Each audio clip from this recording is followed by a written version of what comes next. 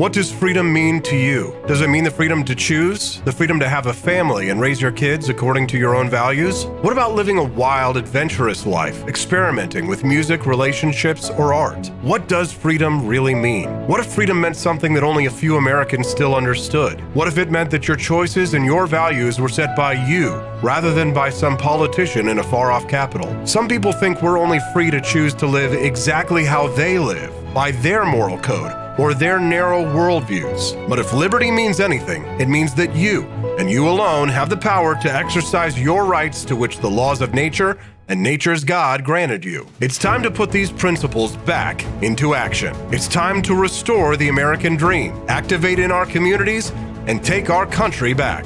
It's time to wake up, America.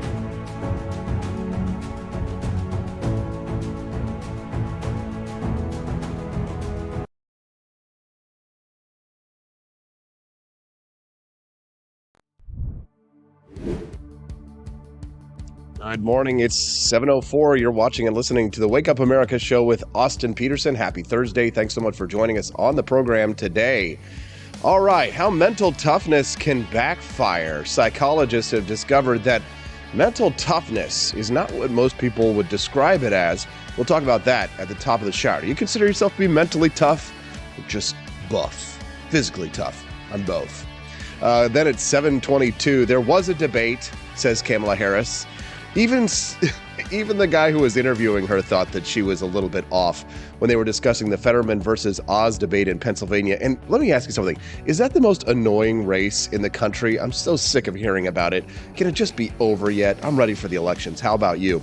And the question of the day, I'd love for you to answer. You can either answer on social media, or you can send us a text at 573-319-1586. I'd love to hear from you an answer to the question, things that people desperately want you to care about, but you just don't. You don't care. I don't care. We don't care. People desperately want you to care about it, but you don't care. We do not care. What is it that you do not care about that everybody wants you to care about? Send me a text, 573-319-1586. Things that people desperately want you to care about. That is the question of the day. And at 7:30 this morning, Brad Polumbo joins me from basepolitics.com to talk about why it's good that Gen Z puts chicken above social justice. That gay man eating God's chicken. Ooh, it's going to be like that Indiana Jones in The Last Crusade when he takes a drink from the cup of the Holy Grail and he eats God's chicken and he just withers away. God's judgment, his wrath shall be visited upon him. Why is it good that Gen Z puts chicken above social justice? We'll talk about that. And then at 8 o'clock this morning, Elon Musk's ultimate troll. Did you see the video of him walking into Twitter headquarters carrying a sink? Let that sink in. God, that's so good, so delicious. We'll talk about Elon Musk taking over Twitter and the liberal meltdown that's occurred online. Wash your hands in the sink. And then at 8:30 this morning, we're going to talk to a new guest. First time she's appeared on the show. Her name is Bex Bullitt. She's a private investigator. She's going to come on the program today to talk about the mindset of the type of people who commit mass killings. We're going to talk about that and why she was banned from YouTube and many other platforms for discussing just that. Speaking of YouTube, today it's a YouTube Blitz this week. We'd love it if you could join us over on YouTube. I see our buddy Mike Potter is over there on Facebook. Adam Armstrong, good morning, y'all. I would love it if all of my friends could join us on YouTube. We're doing a YouTube Blitz this week. Love to hear from you over on YouTube.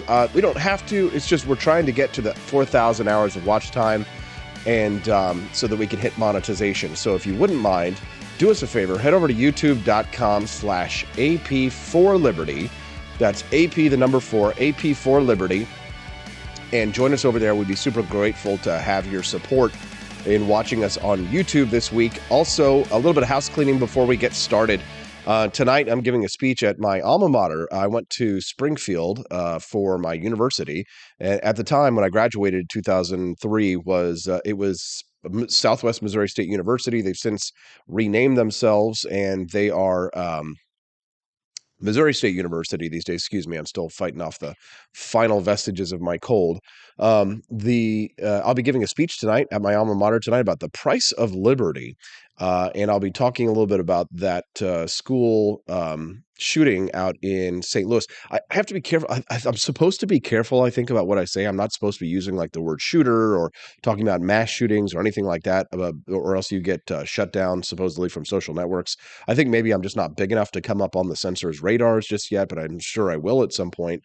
But the funny thing is that when I was on the radio, I could talk about whatever I wanted within reason without, violating, FCC rules and regulations for, saying bad words or anything like that. And it's kind of amazing that you really do have more freedom on the radio than you do on social media to be able to say what you want to, in terms of talking about matters of public importance, which of course, the shooting that happened at a school in St. Louis the other day is a matter of public importance and definitely something that we should be able to talk about on social media.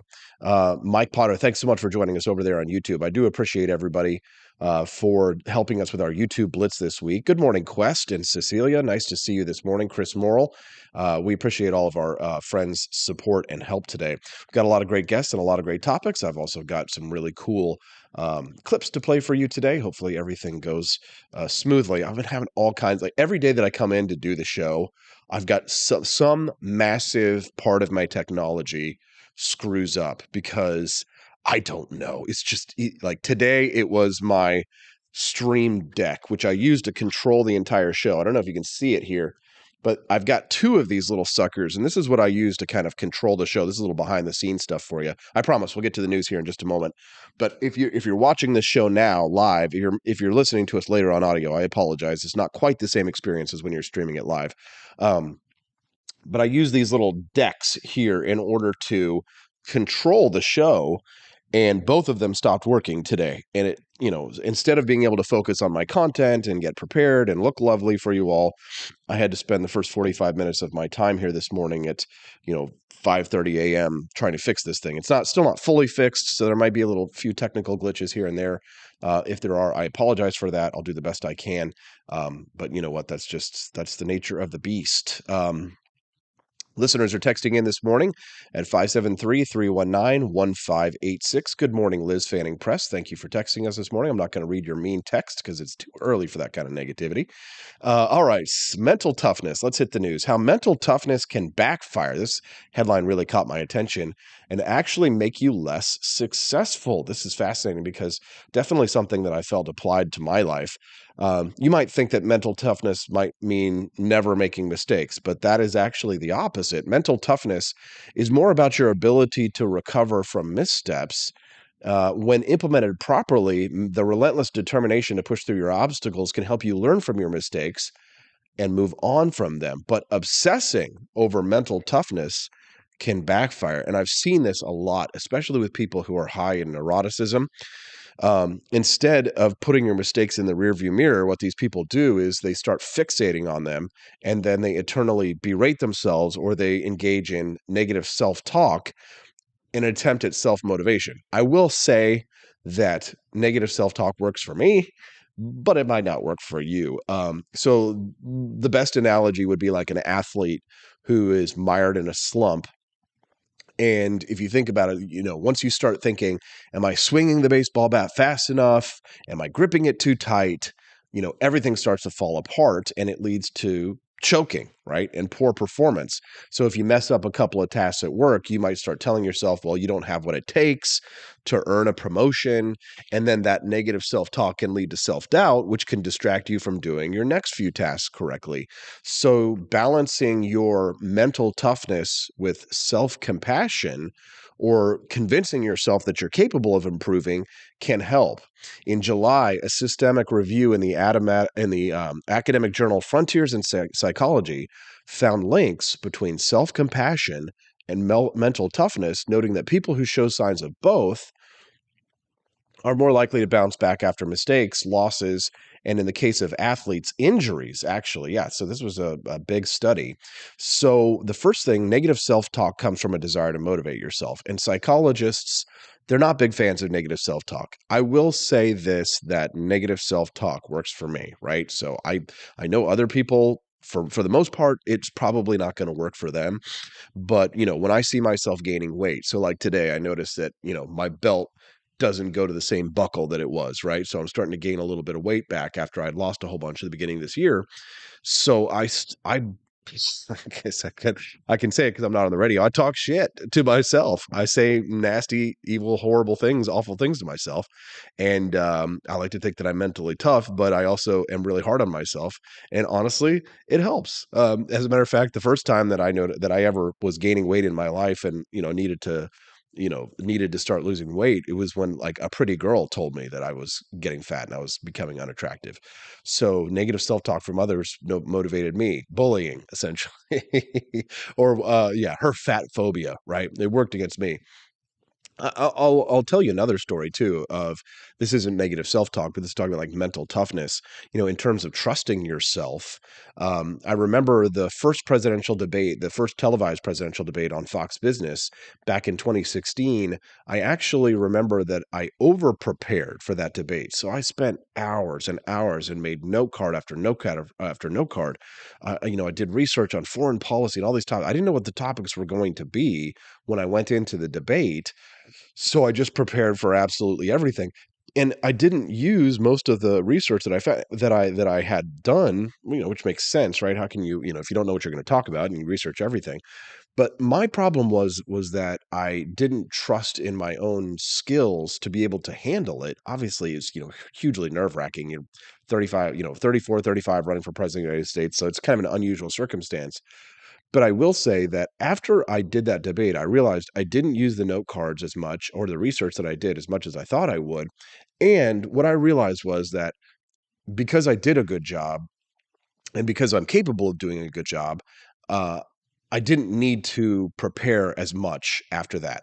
What I started to do is, and tonight at my speech, I have a rough outline of what I'm going to talk about, but I'm not over prepared for tonight. I'm not.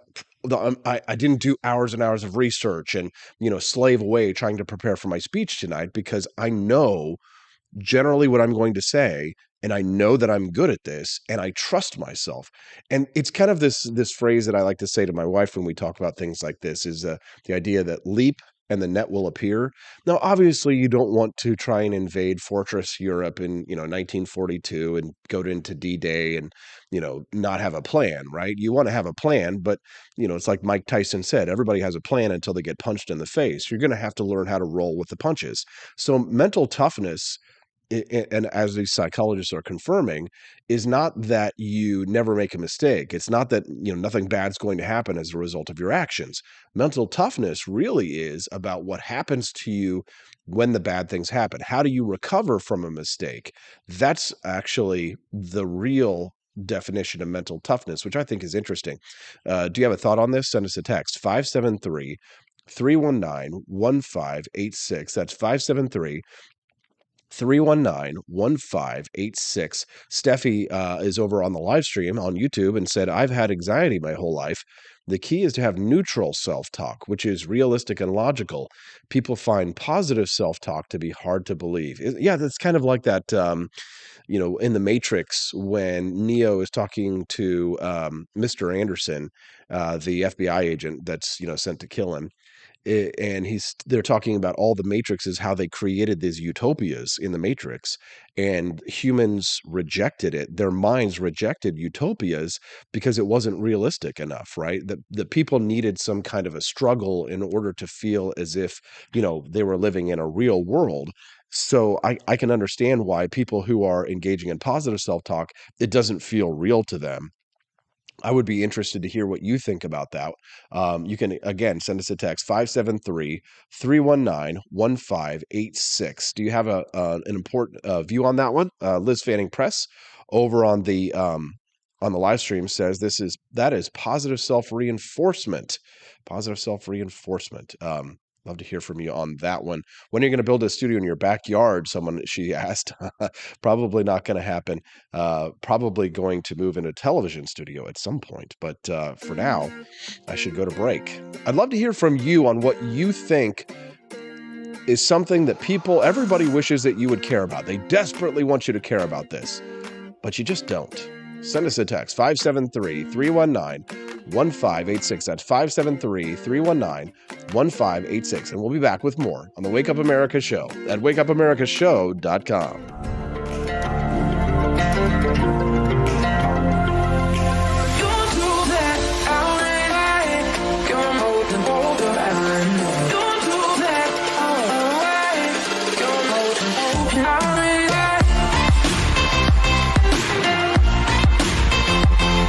It's morning again in America. Our country is prouder and stronger and better.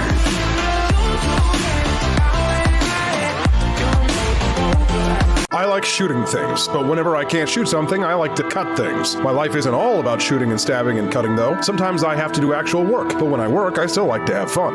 And there's nothing less fun than trying to cut with a crappy knife. Thankfully, from the ancient sect of Christian knights, who also loved cutting and stabbing, comes a new implement that has received my personal blessing, the Templar knife. Like the ancient sword of Excalibur, you don't choose a Templar knife, it chooses you. You just decide what kind you want on the website first, however, and then order it online, and then it chooses you. The Templar knife comes in a variety of shapes. As a man of culture and taste, I have decided I will never use a terrible knife again. And thanks to the inspiration provided by this excellent product, I have decided to launch a new crusade against anyone using less than superior knives. Join me, brothers and sisters, by visiting uppercuttactical.com/pages/Templar-knives. That's a lot of slashes. For that, you'll need a Templar knife. For 10% off, use code AP for Liberty and join me in a quest for glory, for liberty, for Christendom, for the Templar knife. Get yours today. Fire.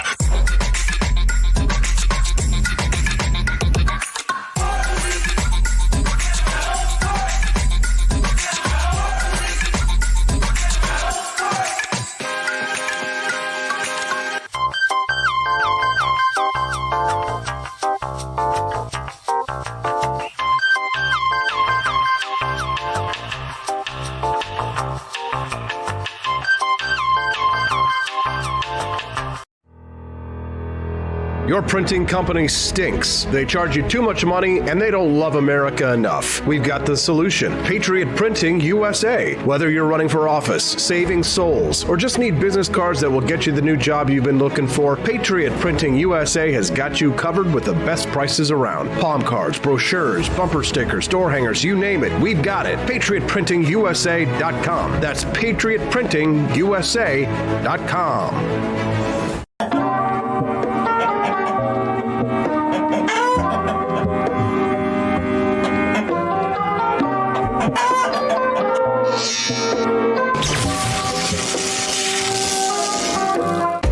Want an engaging website to boost your business? You're just a click away from 5-star Fiverr talent. Hundreds of freelancer skills like web design. Head to Fiverr.com today and get something started.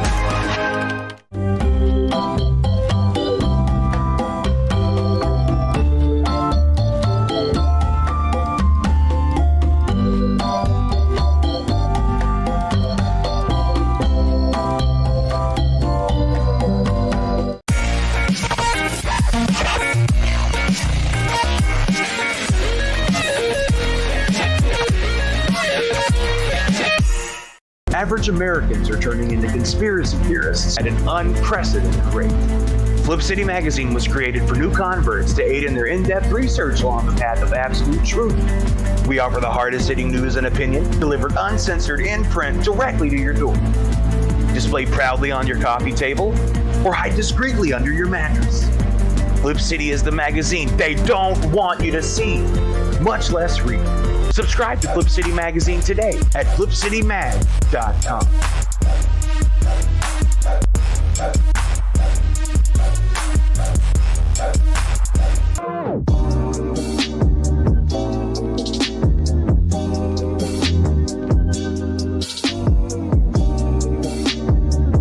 I would remind you that extremism in the defense of liberty is no vice. It is better to settle these matters in the courts than on the streets, and new laws are needed at every level. But law alone cannot make men see right.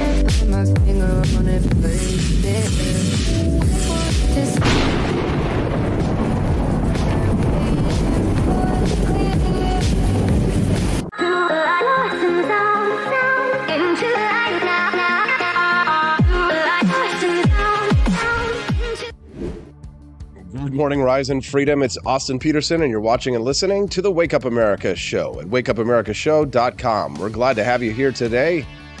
Thank you so much for tuning in. We're doing a YouTube Blitz this week, so join us over on YouTube at youtube.com/AP for Liberty, and I will certainly be grateful. All right, so Michael Malice cracks me up. I saw this clip he posted yesterday of Vice President Kamala Harris. Breaking news. Officer Harris lauds John Fetterman's historic performance last night. It was a debate, the VP oinked. Oinked. All right, let's watch this clip here because I just can't believe it. Now, look at, if you're listening to this later again, you're missing out on the great opportunity to watch it live when you can actually see the clip here, because you've got to see Stephen Colbert's face on The Late Show when he's talking to Kamala Harris about the debate. Listen to what she says, though, because it is still quite funny. But you are missing out on Stephen Colbert's face on this. Watch this. It was a debate. That the whole reason, literally, it was a debate. It was called a debate. I understand. Traveled to the debate. There were journalists there covering the debate, where there would be a debate of differences of opinion and issues. Okay. It was a debate. Did you hear that little okay there at the end? Stephen Colbert is sitting there listening to Vice President Kamala Harris talking about the Fetterman versus Oz debate, and I mean, his face says a lot there, but it was his little okay at the end. Now, as an interviewer and somebody, when I know that like my guest, whoever's on with me, is just bombing and I'll be like, and I'm trying to cut them off so I can save them or whatever, then it'll be like, I'll give one of those little okays, like as hopefully they're going to understand they need to like stop talking. But I mean, let's just listen and watch this one more time. It was a debate. That the whole reason, literally, it was a debate. It was called a debate. I understand. I understand. There were journalists there covering the debate, where there would be a debate of differences of opinion and issues. Okay, God. Oh, that is so embarrassing. What do you think about that? That is some funny stuff, don't you think? All right, I've got another clip I want to play real quick. This is from Steve Bannon's War Room, where they're talking about voting machines and cheating. And I got to say, I actually kind of agree with Steve Bannon on this when he's talking about voting machines, because, as we head to the election, there's a lot of people who are already, Hillary Clinton's already saying that the Republicans are going to steal the next election. So people are talking about, the voting machines are going to steal this election, and if Republicans lose, it's because of the voting machines, et cetera, et cetera. And I kind of like Steve Bannon's rhetoric on this one. Take a listen. Your sense right now on the volunteer side, what are you saying? Or not. How about you don't play the clip because you're buffering or what have you? Don't you just love that? Okay, well, how about I do this? Refresh it. Try it again. On the volunteer side, what are you saying? So it's great. I think we get a lot of people. No, huh? You don't want to play that clip? All right, fine. Let's move on to something else. Let's go back to our Austin Alone with chat screen transition. Beautiful. Let's debate about it. It was a debate. Yes, it was a debate. Wasn't that embarrassing? I mean, that is the Vice President of the United States. I do want to say that some people who are hearing about machines being a problem, I got a message the other day where they said, well, then why should I bother voting? So everything else aside, every other way you can volunteer, more than anything, you must vote.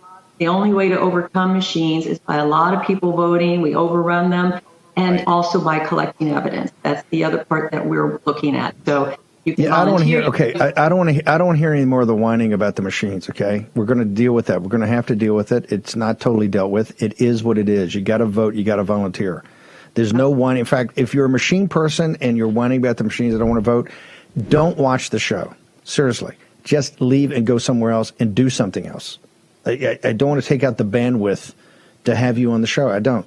If a machine is that big a deal, leave. This is about saving our country. The machine thing is not perfect, right? But you got to outvote it. You got to show. Yeah, exactly. Speaking of, machines, you got to outvote it, because the reason why I shared this clip is because on Twitter today, the word cheating was trending. And, a lot, we all remember from the last election, who was the lawyer, the Trump lawyer, who was out there saying that people shouldn't vote, right, in the election in Georgia. The Republicans shouldn't go and vote because it's fixed, right? And all of this rhetoric about elections being stolen, it actually convinced a lot of people to stay home and not to vote. And it sounds as if Republicans have learned their lesson. and are deciding this time to change their rhetoric a little bit. Steve Bannon is telling people, if people are like, oh, we're not going to vote because we think that it's cheating, he's telling them not to watch their show. Well, listen. We have to do it. We're very close to total and complete victory here if we both represent to get everybody out there, to own your vote, and as importantly, to make sure that we secure it with people that are actively involved. So no whining, no tears. I don't want to hear, well, the machines, I just don't want to vote. Linwood, that's right. If that's your case, make sure you look in the mirror every day and say, every problem the country has is because you didn't show up. Okay? You've had an opportunity enough now to be part of this show, but if the thing is, and you're going to say, well, the machines are so bad, I'm not going to go, then don't vote. Don't do it. Okay? We're not here to force you. It's a free country, a free man and a woman. Well, thank you. But don't be part of this. I don't want you in the chat rooms. I don't want your whining. I don't want your thumb sucking, because that's what it is. The world. Lynn Wood, that's right. Thank you very much. Trump cost us the Senate with Georgia in 2020, says Rare Camellia. Ooh, Camellia, that's spicy. We'll have to ask you about that later when we get Rare Camellia on the show. Yeah. Well, she's going hard against Lynn Wood in the paint. Okay, Camellia, we get it. You'll get your chance to offer your commentary live on the show. Camellia Peterson will join us at 8 o'clock. We've got a great program. Coming up next, Brad Polumbo to talk about why it's better for gay people to eat the chicken. God's chicken. The Lord's chicken. We'll talk about why it's better for them to eat the chicken than cave to social justice. All that and more on the Wake Up America Show at wakeupAmericaShow.com. Want an engaging website to boost your business? You're just a click away from 5-star Fiverr talent. Hundreds of freelancer skills like web design. Head to Fiverr.com today and get something started. American conservatism is distinct, like America is distinct from the United Kingdom. American conservatism's roots comes out of the Wild West, out of pioneerism. The difference between American conservatives and European conservatives is that Americans are cowboys. We are that God, guns, gold, and girls. It's wild here. And we should stay that way. We shouldn't allow a European version of conservatism to come and infect us here. We like it wide open spaces here, deep in the heart of Texas and all that.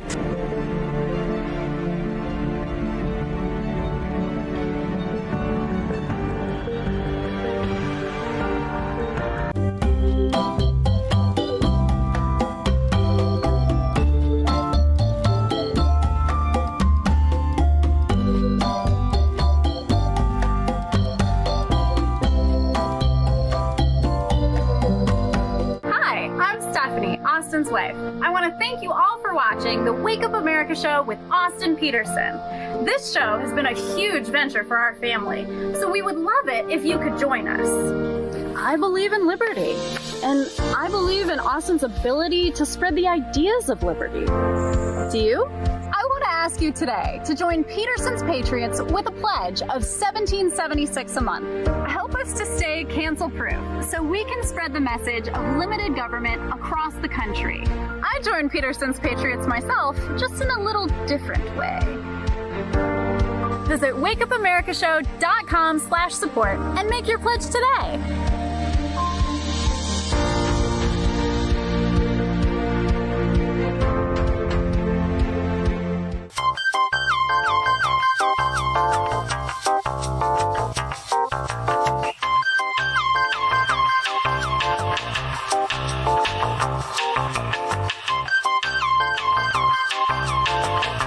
Average Americans are turning into conspiracy theorists at an unprecedented rate. Flip City Magazine was created for new converts to aid in their in-depth research along the path of absolute truth. We offer the hardest-hitting news and opinion delivered uncensored in print directly to your door. Display proudly on your coffee table or hide discreetly under your mattress. Flip City is the magazine they don't want you to see, much less read. Subscribe to Flip City Magazine today at flipcitymag.com.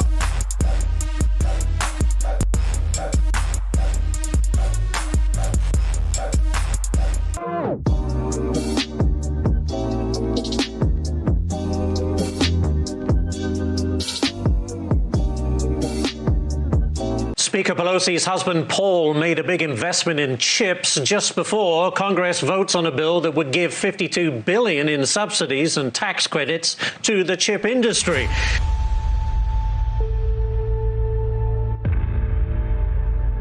course of your career, has your husband ever made a stock purchase or sale based on information he received from you? No.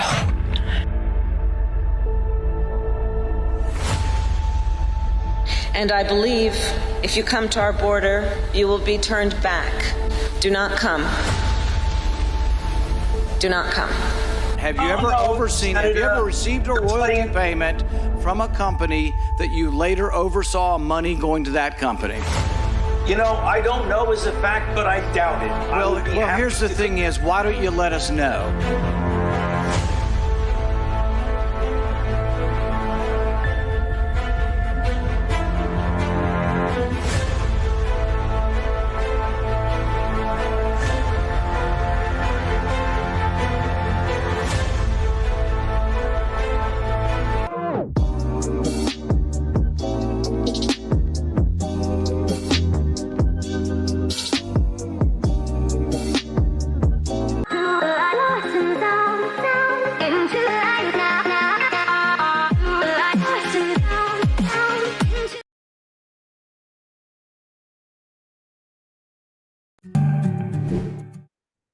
Good morning at 7:34. Happy Thursday. It's time to rise in freedom. You're watching and listening to the Wake Up America Show with Austin Peterson at wakeupAmericaShow.com. Glad to have you here. You can text the show at 573-319-1586. I was reading the New York Post yesterday. I love the New York Post. One of my favorite newspapers. People are like, Austin, which newspapers do you read? Well, one of them definitely is the New York Post. And I saw this article yesterday. I was like, man, this is brilliant. This is funny. This is perfect content for my morning show. And I'm like, who wrote this? Brad Polumbo, who's joining us right now. He is the co-founder of basepolitics.com, and he's live and on camera. Good morning, Brad. How are you doing, sir? Hey, good morning. Good morning. Yeah, it is morning.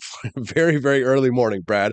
You wrote an article on opinion piece, yes, over on New York Post that says why it's good news that Gen Z puts tasty chicken before social justice. All right, what's your premise here, Brad? Yeah, so it all started with a pretty interesting poll showing that Gen Z's favorite fast food restaurant is not Starbucks, not Chipotle, it's Chick-fil-A, which, that might surprise you because Gen Z is pretty hard left politically. And in fact, Gen Z has the most members who identify as LGBTQIA2 3,000 plus of anybody of any generation. So at first glance, I was surprised by that because their whole commitment, the whole thing about Chick-fil-A being homophobic, which I think is overblown, but apparently when waffle potato fries or that to die for Chick-fil-A sauce, which is just, perfection, when that's on the line, their commitment to social justice is, let's say, fair weather. That's funny. We're speaking to Brad Polumbo. He is the co-founder of basepolitics.com about why Gen Z is choosing to eat the Lord's chicken over social justice. Now, see, we have seen campaigns by young people trying to cancel Chick-fil-A, protesting outside, telling people to boycott them, but it hasn't been all that successful because, people's tastes, probably their hunger outweighs their desire for social justice. But Brad, if a company or a corporation engages in a practice that we don't want, I'm not saying, maybe this is cancel culture, but a boycott is a perfectly legitimate way to express your desires. If you don't like it, don't eat there, right? Well, I think I have mixed feelings about boycotts because boycotts are a form of free market response, but I'm not of the kind of vein of thinking that anything the free market produces is therefore morally good. And some kinds of boycotts, I certainly don't think any of them should be illegal. You should be free to boycott whoever you want. But I have concerns about boycotts that are rooted in ideology rather than business practices. So Chick-fil-A has never discriminated against gay customers or gay employees. It has always promised to treat everybody with respect. The only thing at issue is where their private owners' money is donated to some groups that are socially conservative, oppose gay marriage, etc. And I think a boycott based on how someone thinks in their private life, their private beliefs, that has nothing to do with their actual business practices is a bad idea. If there's actually a company that's doing something bad in their business, boycotting them makes total sense to me. I'll join you. But to start policing, basically thought policing businesses based on their owners' private views, I think is a really bad idea. So I'm glad Gen Z is not doing it, because that's how we end up with, red diners and blue diners. That's how we end up with a balkanized America, where you can only do business with somebody who passes your political Rorschach's test. And I think that's a really kind of dark and divisive vision. And I don't want to live in that kind of a country. So I think it's actually a good thing that Gen Z is putting potato fries over politics. I like that one. Putting fries over politics. You can text the show this morning with your thoughts on this at 573-319-1586. But Brad, as a gay man, you have to be thinking about the fact that if you are going to Chick-fil-A, you're donating your money, you're essentially giving your money to them, and they're donating to causes that, are working against you or your interest. They may be, supporting politicians, or, using the money that you're donating to them, and the people who work there, overwhelmingly Christian, are going to go and take that money, and then they're going to donate to somebody who's campaigning for office on, using the precedent that overturned Roe versus Wade to overturn Obergefell. Right. I mean, that's probably a big conversation that we're going to have here very soon. It's from what I'm hearing from a lot of right wingers is they think that, and, Ted Cruz has said this as well, that they thought Obergefell was wrongly decided. And now that they've had a victory in the Supreme Court on Roe versus Wade, they're going to come after gay marriage. I mean, in some ways, you may be. Yeah, I don't think so. You don't think so?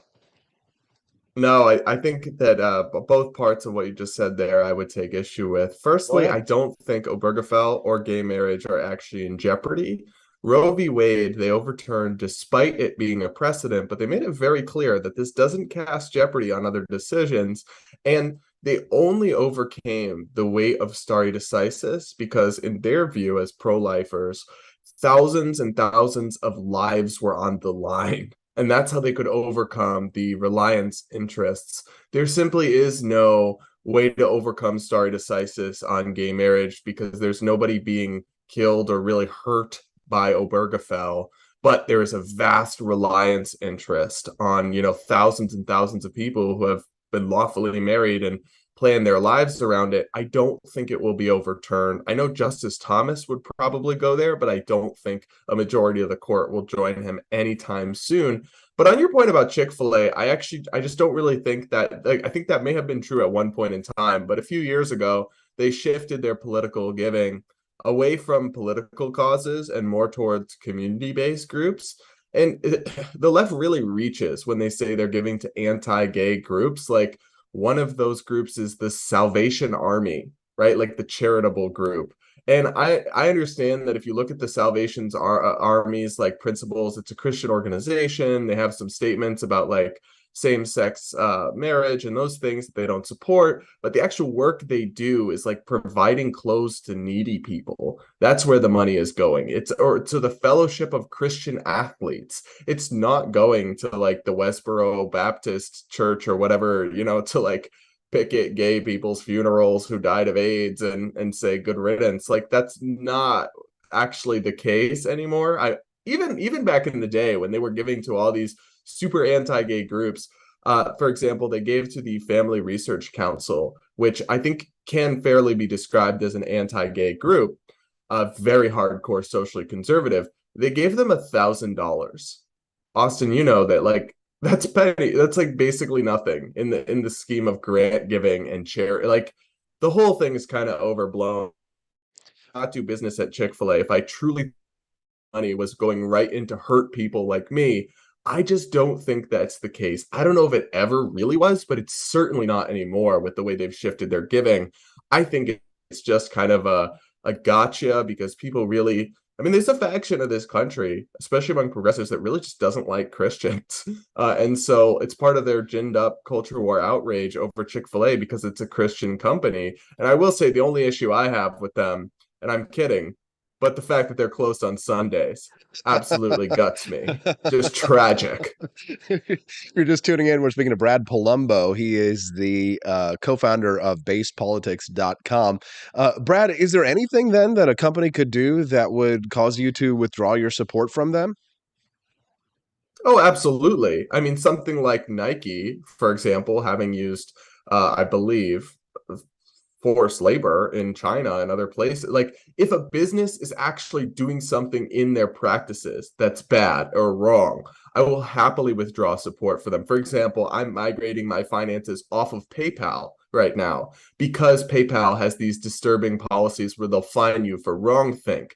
What I'm not going to do, and what I don't think people should start doing, is deciding that even if somebody's business is neutral and not doing anything that bothers you, that because of their beliefs as owners or their private giving or other things, they're too problematic to do business with. Because actually, capitalism, one of the great things about capitalism is the way that it lets people with very different values from very different walks of life work together and trade in mutually beneficial ways that actually kind of acts as a force for social harmony.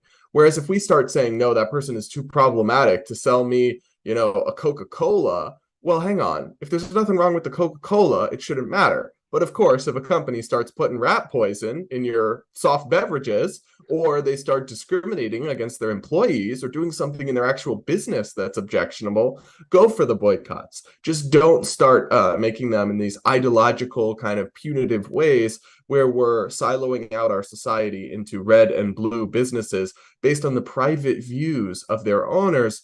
That's a recipe for balkanization and strife, not progress.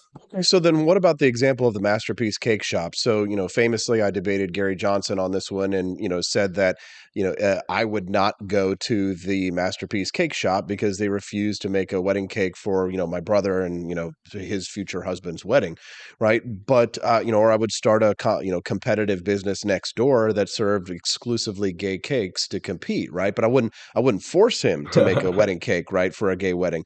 But I mean, would you withhold your business from the Masterpiece Cake Shop? Yes, my view has always been that I think he should have the legal right to not make it, in the same way that if I ran a cake shop and somebody wanted to have me print Leviticus, the anti-gay Bible verse, on it, I should have the right to say, no, get out of my store. But yeah, if somebody's not going to make gay, I support gay marriage. I am gay. I would take umbrage with that. I wouldn't buy cakes from their shop. Absolutely. But that's in response to their business practices, not just their private beliefs. If he was making cakes and cookies and selling them to all, but privately was religiously opposed to gay marriage, I would happily buy his products. See, then I think that's a really important, subtle nuance there. But the problem is that people are incapable, it seems, of nuance these days, Brad. We live in a very black or white, this or that world. It's going to be really difficult for us to kind of get to a society where people are capable of making those kinds of high-level distinctions. But you know what? That's why you're a great guest on this show, Brad, because people love to hear those kind of nuance. Hey, Brad, before we let you go, tell us about your new venture. You and Hannah, you quit your jobs. You're doing base politics full time. You got your own show. Tell us about your new venture. Yeah, so we launched Base Politics full-time October 1st as a nonprofit media organization to bring the liberty message to Gen Z and millennials on TikTok, Instagram, YouTube, and of course our website, base-politics.com. But people, if they're watching or listening right now, should check us out on YouTube, just Brad Polumbo and Hannah Cox, or on podcast, just search Base Politics. If they like your show, there's a lot to like about ours, except that our hosts are slightly younger and less boomery. Brad Polumbo, Polumbo. Find him over there on YouTube and at basepolitics.com. Brad, thank you very much for your time today. Great writing over there in the New York Post. Keep up the good work. Thanks. We'll see you soon on the Wake Up America show at wakeupamerica.show. I enlisted as a medic to be there to help my patients, and after an injury, I found myself as a patient. I experienced post-traumatic seizures. Depression is a big one that comes along with it, PTSD. So I pursued my PhD in neuroscience and regenerative medicine. The coalition has helped fund my academic pursuits. They genuinely care about helping the vet in whatever way that they can. Through supporting the coalition, you're supporting some of the veterans that have the biggest needs. Visit saluteheroes.org to learn more.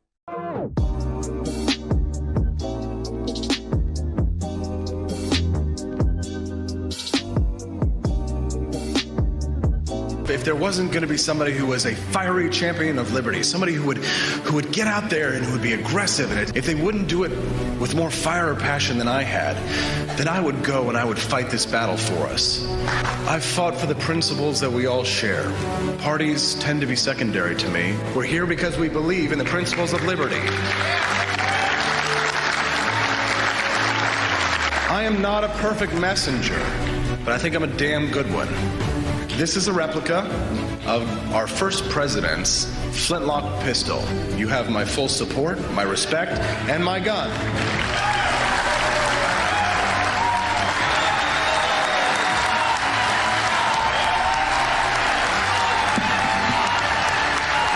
Thank you very much.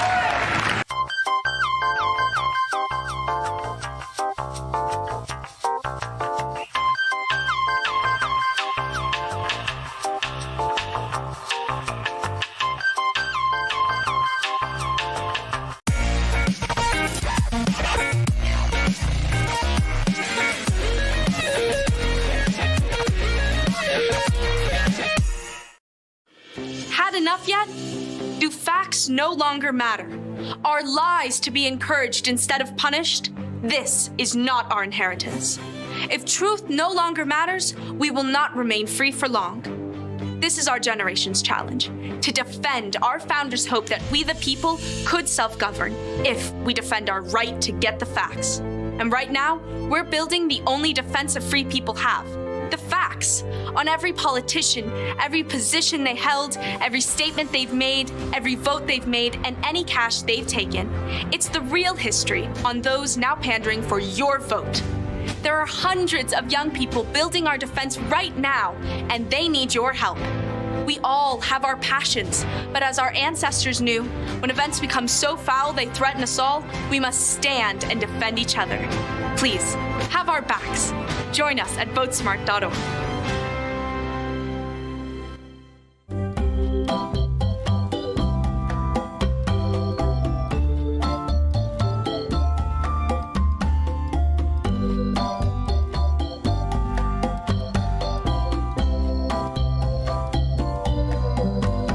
What would happen if I had to pick up the phone, call 911 for one of my family members or one of my neighbors? What would I do if no one was on the other end to respond? What if there was no 911? So you can be a part of the solution. Anybody can be a firefighter. Male, female, younger, older. We have school teachers. We have leaders in business. Is me, you, anyone that wants to be. There is no typical firefighter. Halloween is coming. The festival of Samhain approaches, and your lazy butt doesn't have a Halloween costume yet? How can you pledge allegiance to the Dark Lord this year and possibly offend everyone at the same time? Visit the AP for Liberty shop and get your shirt today. The 9 most terrifying words in the English language are, I'm from the government, and I'm here to help. So grab your government is scary tea and tell everyone at the party that you're here to help. Other great seasonal items are available as well, so don't miss out. And visit AP for Liberty Shop today. That's apforlibertyshop.com.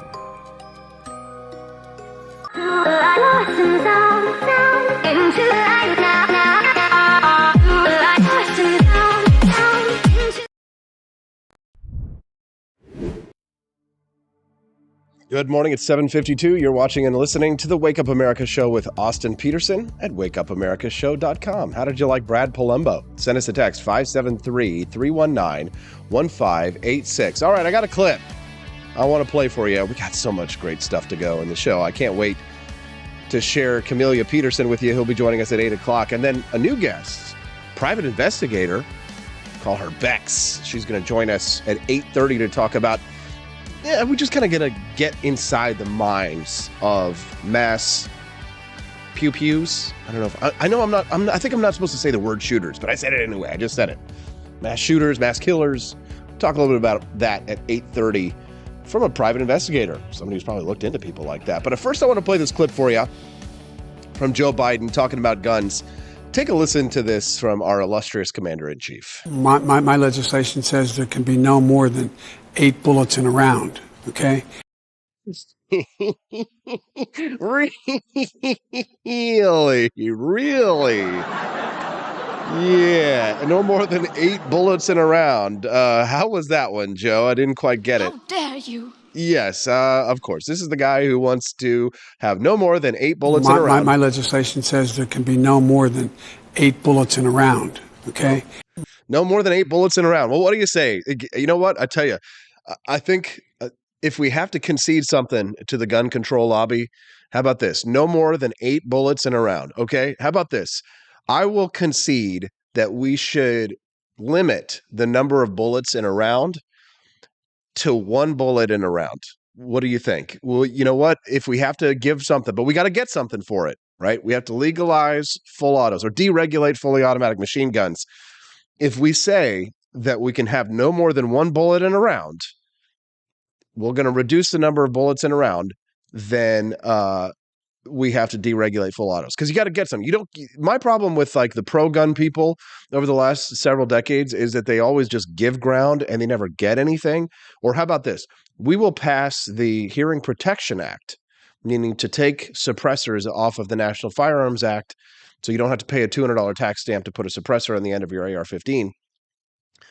But in return, we will give the left this. My legislation says there can be no more than 8 bullets in a round. No more than 8 bullets in a round. Okay, so we will reduce the number of bullets in a round to 1.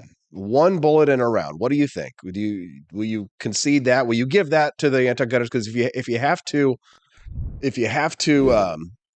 compromise, I will compromise. No more than 1 bullet in a round. I think that would be good. Tony Allegra over on the live stream says, nah, man, I'm perfectly fine with 10 round mags if I get 8 bullets in a round. Very funny, very funny. We'd love to hear from you over on the live stream. Today, we're over at YouTube at youtube.com/AP for Liberty. It's so nice to see all of our friends over there. Mike, Robbie Theraman, JGJ, Cecilia H. It's nice to see you again. We've been missing you, and it looks like you're back. We're glad to have you back. All right. So what's the question of the day? What's something that everybody wants you to care about, but you just don't care? Something that everybody wants you to care about, but you just don't care. Something that everybody wants you to care about, but you just don't care. Everybody wants you to care about, but you just don't care. What is it? What is it? For me, global warming. I mean, there's a lot of things that people want me to care about that I just don't care. Global warming is definitely one of them. Spooky Bug responded over on Twitter and said he doesn't care about any sport. The only one I've enjoyed watching was my son's Little League baseball season. Jeremy Berenson said football or fantasy football. I've got some fantasies, but it sure as hell ain't about football. Very funny, Jeremy. Tolly Owens over on Twitter said that she doesn't care about race or diversity. I could not care less about mine or any other race. You have zero to do with the color of your skin or your sex. I care about your character. That is all. A good one. Donnie Ferguson said, fixing that gas leak, and he didn't finish it. I'm assuming that he exploded. Sorry, Donnie. Harold responded saying the thing that he doesn't care about, the politics of athletes, musicians, and actors. I won't stop listening to Pink Floyd because Roger Waters is an asshole leftist, and I won't start listening to Kid Rock because I agree with him on politics. Ooh, good point. Fantasy sports, says Aragorn. Sarah Jane says nearly every trivial thing that the normals care about. William Wells says he doesn't care about Game of Thrones. January 6th, says Griffin D. Yeah, me either. You know what? I don't care about the January 6th stuff either. I really don't care. I don't care. We do not care. What about you? What's something that everybody wishes you would care about, but you just don't care about? All right, send us a text. All right, I got to go. When we come back, we'll talk to Camellia Peterson about Elon Musk, letting that sink in. Yesterday, so funny. I can't wait to share the video when we get back on the Wake Up America Show at wakeupAmericaShow.com. Hello, my name is Kelvin. Welcome to Frenchie Bush. This is my Diddy's website, and I've decided to speak to you with my real voice for the first time ever to tell you about how cool Frenchie Bush is. But I've decided that this is the perfect opportunity to share with you. Frenchie Bush is a good website. You should follow us on socials. If you like Frenchies or any kind of bulldogs, me and my new brother George are going to try to make your life more fun. Hello, I'm George. George. My neck isn't really thick yet, but it will be. We are so glad you're here. Please ignore my floating eyeball. It helps me spot predators who might be approaching from the sides. Dee Dee made Frenchie bullshit to review things that he uses on me and my brother to tell you if it's good or bullshit. Take this collar, for example. Dee Dee really likes it. Dee Dee said it's really handy because us Frenchies got thick necks. Need something really tough. People think Frenchies are little, but if you look at us from below, you can see we are really pretty buff. Beefcake. Yes. Look at my creamy thighs and chest. Yes. You like that? Big brother, please focus. Frenchie Bullshit. Please follow us for more great content and read the Frenchie Bullshit blog for more fun and cool stuff.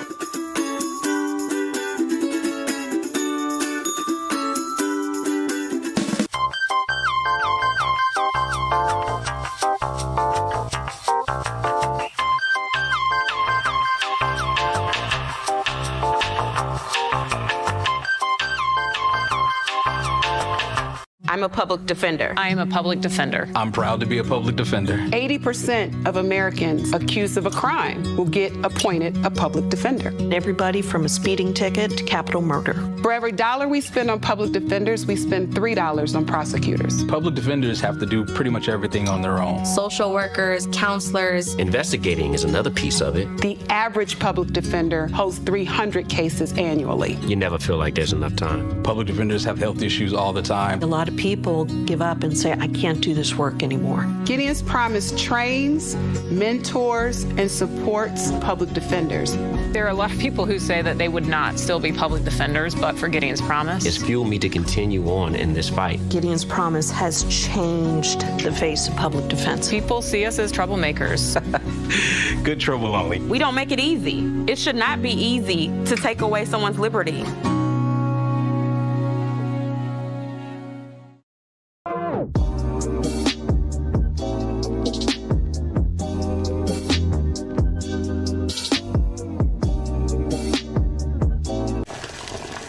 Ever hear the one about the frog? Put a frog in a pot of boiling water and it'll jump right out. Here's my resume again. But put a frog in a pot of cool water and slowly heat it up and that frog will boil. It's a lie. But as a metaphor for us and all that we go through as veterans, Do you have any real world experience? it's a story that rings true. We make excuses for how we feel. We push everything down. We tell ourselves the lie that it's easier to stay in that boiling water, to disconnect. And some days, maybe it is. But you've never been interested in easy. Make no mistake, reaching out is hard. Do it anyway. You're not alone. You've got this. You are not a frog. Find resources at va.gov/reach.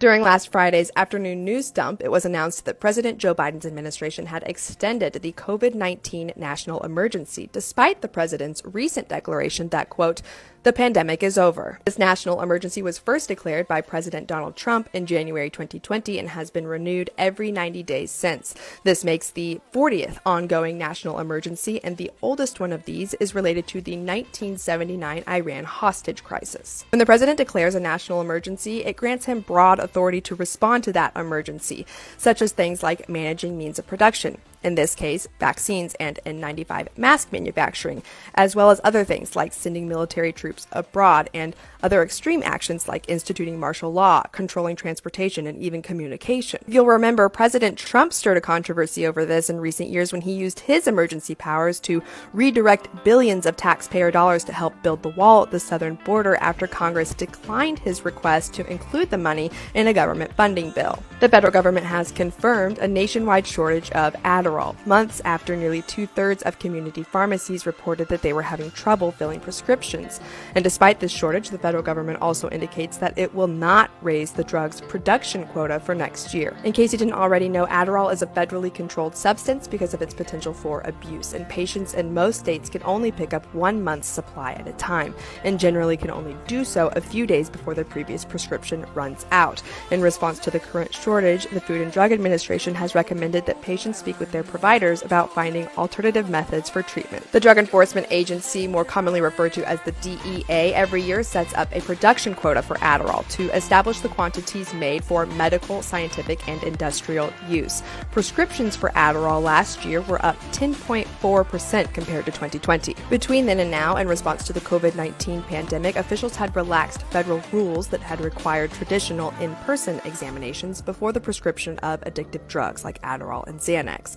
And in response to these rule changes, there was a boom in telehealth startup apps that were designed to streamline this relationship between remote providers and their patients. One of these popular telehealth apps, known as Cerebral Inc., is now under federal investigation for deceptive and unfair advertising and marketing practices after the Federal Trade Commission announced that it was stepping up enforcement against companies that, quote, trick or trap consumers into subscription services.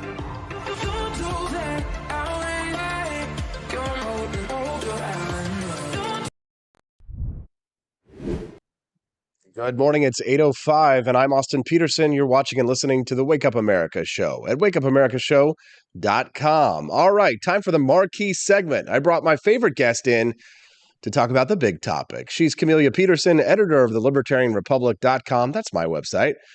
Elon Musk yesterday made a grand appearance for his new company that he acquired at twitter.com, walking in the door with a big sink in hand. I didn't quite get it at first, but then I realized I just needed to wait and let that sink in. Joining us now to discuss is CJ this morning. How you doing, Camellia? Thanks for joining us. I'm doing very well, thank you. Glad to have you here. Did you get it at first? Because I was like, I didn't understand when I saw the video of Elon Musk walking in with a sink in his arm. Did you get it immediately? As soon as I figured out what he was carrying in, I watched it a couple times. I was like, what is that he's holding? And then I was like, oh my gosh. He is literally the king of dad jokes. I mean, like, he's always, been lots of dad jokes, and as the dad of 9, he ought to be practiced by now. But I was like, that is like the ultimate Elon Musk dad joke, to walk into Twitter holding that sink. It was perfect.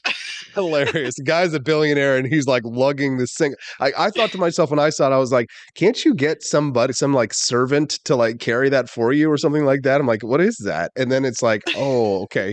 It's a metaphor. Beautiful. I mean, you gotta wonder what the Twitter employees are thinking about that. I mean, they've got to be clutching their pearls and freaking out because the deal is supposed to close tomorrow, which I think was kind of like the absolute deadline or something like that. Are you up to speed with all the details on the closing of the deal? Well, I mean, I was reading an article that talked kind of about all the ins and outs, and the bankers that are, all of the different bankers and investors who are like, will they stay with it? Will they take the gamble? And, talking about when it would close. They could do it today, if they wanted to, but probably won't until tomorrow. And, whoever was writing the article said, he wouldn't at all be surprised if they ran it right up to 5 o'clock and made it at the very last minute. So that would kind of be par for the course with Elon. But, by the way, and this is just, kind of more of the same, hilarious, I don't know if you saw his bio change on Twitter. What was it? He is now the chief twit. You see, Elon Musk is why I don't kind of jump on the whole bandwagon of hatred for all billionaires, because I don't know what it is, but I feel like Elon's one of us. You know what I mean? Like, even though he's, this billionaire space, rocket man, and he's got, Tesla, and he's got, this genius, he really does kind of have a very down to earth persona about him that I feel like, makes him more connected to people like ourselves. But maybe that's just me and my arrogance or something like that. Maybe my ego is that size, even though I don't have those accomplishments. Well, he has a freaking sense of humor, and so many of those people don't have a sense of humor anymore, and he does. And I think, a lot of people really enjoyed the fact that he was willing to troll the SEC a few years ago. And I mean, he just kind of has that defiance in the face of authority that people are like, yes, get him, stand up to the man. But and speaking of kind of that defiance to authority, he tweeted something I thought was really good yesterday. And he said, too much respect for authority inhibits innovation. And that is so true. And I just think that, people expect someone like him because he's a genius. He's done huge things. And they expect him to not ever fail. So people are watching with this Twitter thing because, people look at Twitter and they're like, is this actually profitable? Once you take all the bots out, once you take all the garbage out, is it going to make any money? Is it profitable? And he's done a lot of risky investments in his lifetime, and people who are hugely successful often have some pretty big failures. So there are no guarantees in life, and I'm not going to assume that Twitter is now going to, go to the moon just because Elon bought it. But, I'd say the chances are much better now. Yeah, I mean, I know people don't want to necessarily hear all the nitty gritty, the technical details, but I will say that, knowing what I know about social media, which is a lot, that Twitter really is not making the best use of many of the tools that their competitors are making use of. Facebook has like maybe half a dozen to a dozen different ways to make money on the platform. Twitter doesn't really have any way for you to make money off of the platform, for it to kind of like for you to monetize it, other than, if you have a website and you can direct traffic from it to an off website. But, Facebook has tools like stars. So for example, if somebody's watching us on Facebook this morning, they can, purchase stars and gift them like digital tips, kind of like what Twitch does with bits. Twitter doesn't have anything like that. Their live streaming platform, we are live streaming on Twitter right now, but the live streaming software is very arcane. It's very difficult to use. It could definitely use an upgrade because, and my thing is Camellia, I think Twitter for so long, they got an echo chamber. I don't know if you saw some of these videos that have been posted, and they're being posted on TikTok, many of them from like these Silicon Valley employees who work for like Meta and for Twitter and all these things. And they're talking about their days, and they do jack squat. Like they do nothing. And a lot of them don't even come into the office. Like Elon Musk has talked about firing as much as 75% of their employees. That might not be enough. They may need to fire more. And that's what they're terrified of. That you saw the list of demands that they sent to Elon yesterday. I mean, absolutely friggin' hilarious. Fire them all, I say. What say you? Well, I think they like to think that they're indispensable, but I saw this has been being talked about in an article yesterday I was reading.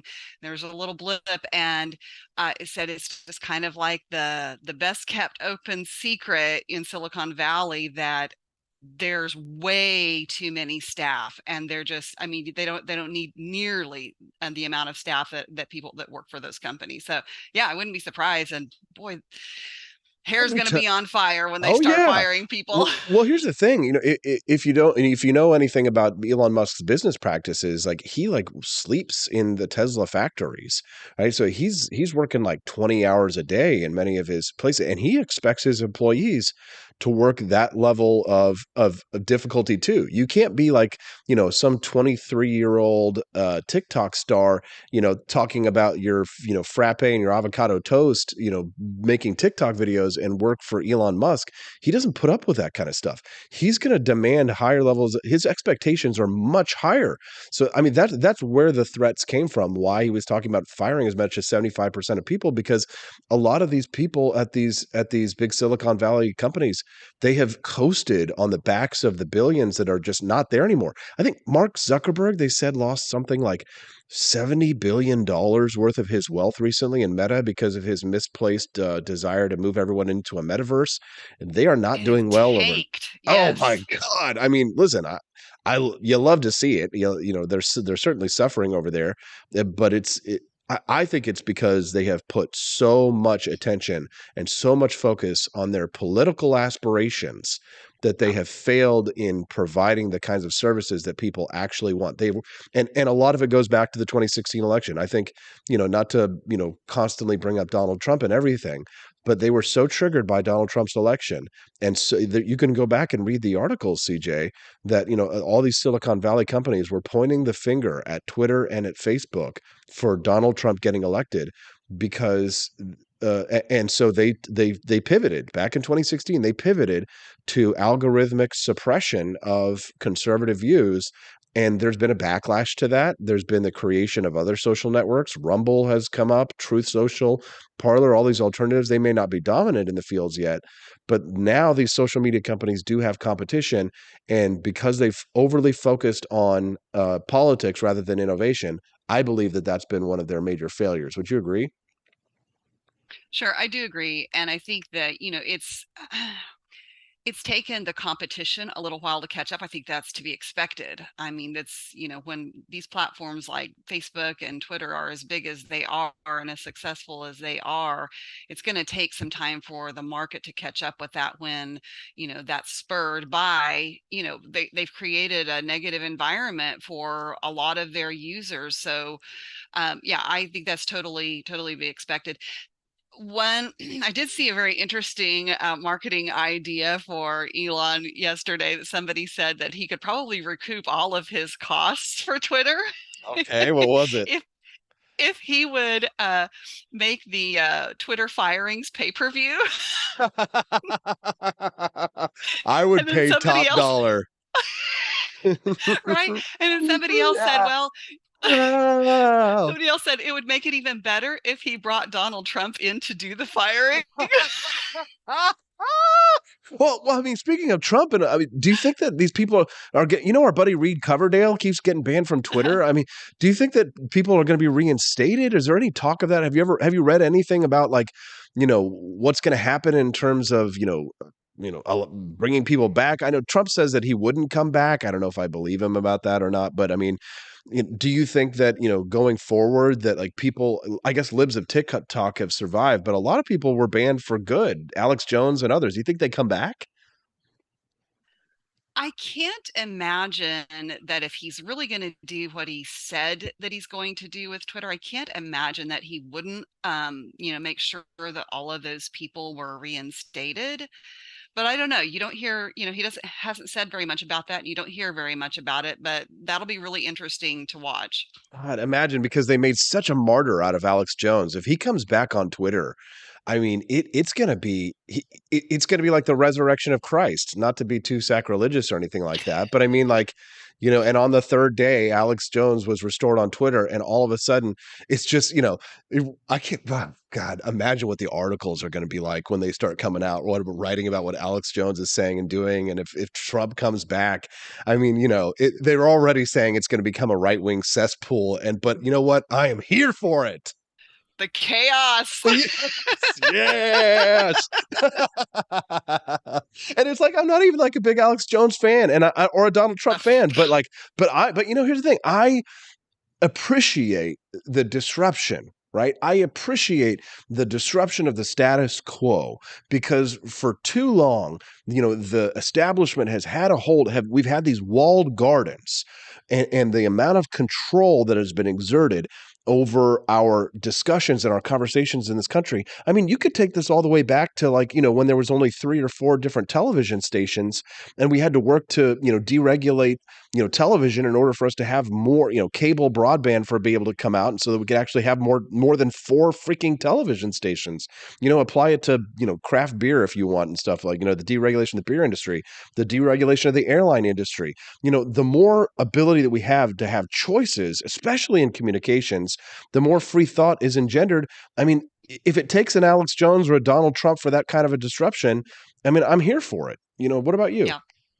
Free people innovate. And you know me, I was not a fan of Trump's rhetoric. Although I will say I was conflicted about it sometimes because it did make me laugh. Yeah. And I do think that civil dialogue is sorely missing in our culture. And I think it's harmful to us. And I like to see people in office that are statesmen and stateswomen. At the same time, I also do think that there is a purpose and that there is some value in people who are disruptors, who shake things up. I think that is necessary, sometimes. I still think we need the other two, but well, yes. I think there is a time for civil dialogue, but there is a time for kicking down doors, breaking shit, and, firing your deregulated machine guns. Camellia Peterson, editor of the Libertarian Republic. Is there anything that you think people should know before I let you go today? Well, I was just going to mention, since your next guest coming up, you're going to talk about the St. Louis shooting at the school here. One thing that I think was interesting, I was really glad you talked about the manifesto yesterday, because when the manifesto came up, people are like, oh, it's another manifesto. And really, the manifesto should have been eye-opening for a lot of us. And people were waiting to see what Governor Parson was going to say and how he was going to respond. And that's basically what he came out and said. He was like, more gun laws are not going to fix this, because we have a mental health problem. Yes. And this should be very sobering. And he's actually going to be in St. Louis today, visiting a lot of the police station, a lot of the officers who had a part in that.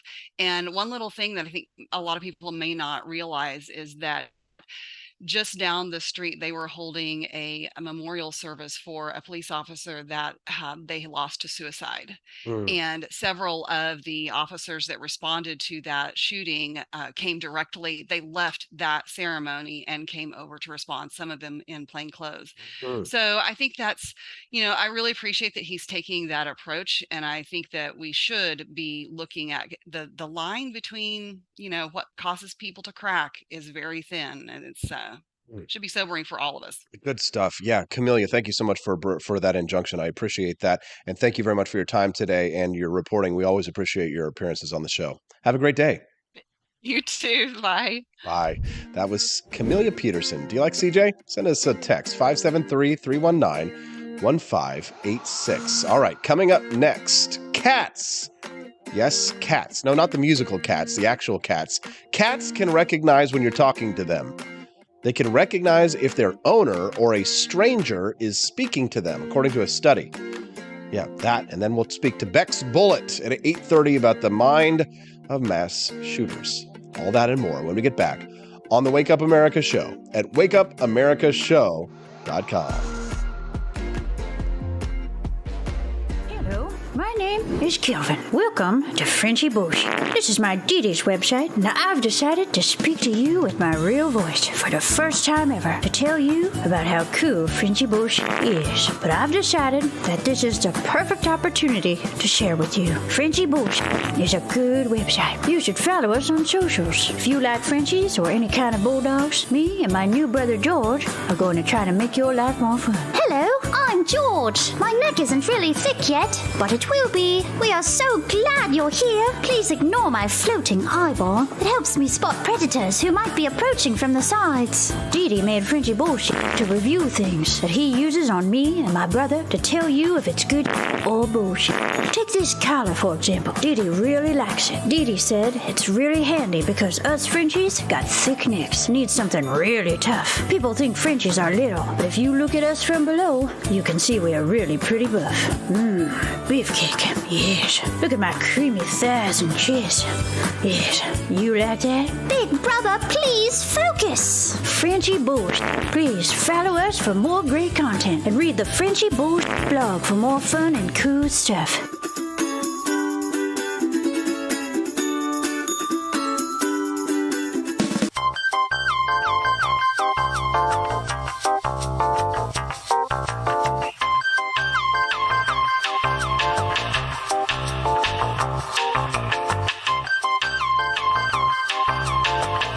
I'm I'm a public defender. I am a public defender. I'm proud to be a public defender. 80% of Americans accused of a crime will get appointed a public defender. Everybody from a speeding ticket to capital murder. For every dollar we spend on public defenders, we spend $3 on prosecutors. Public defenders have to do pretty much everything on their own. Social workers, counselors. Investigating is another piece of it. The average public defender holds 300 cases annually. You never feel like there's enough time. Public defenders have health issues all the time. A lot of people give up and say, I can't do this work anymore. Gideon's Promise trains, mentors, and supports public defenders.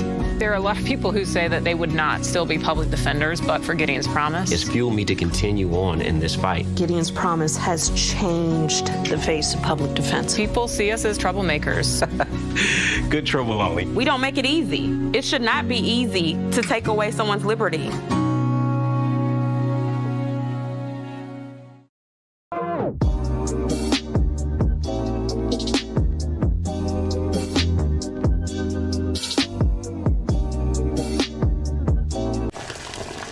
Ever hear the one about the frog? Put a frog in a pot of boiling water and it'll jump right out. Here's my resume again. But put a frog in a pot of cool water and slowly heat it up, and that frog will boil. It's alive. But as a metaphor for us and all that we go through as veterans, You have any real-world experience? it's a story that rings true. We make excuses for how we feel. We push everything down. We tell ourselves the lie that it's easier to stay in that boiling water,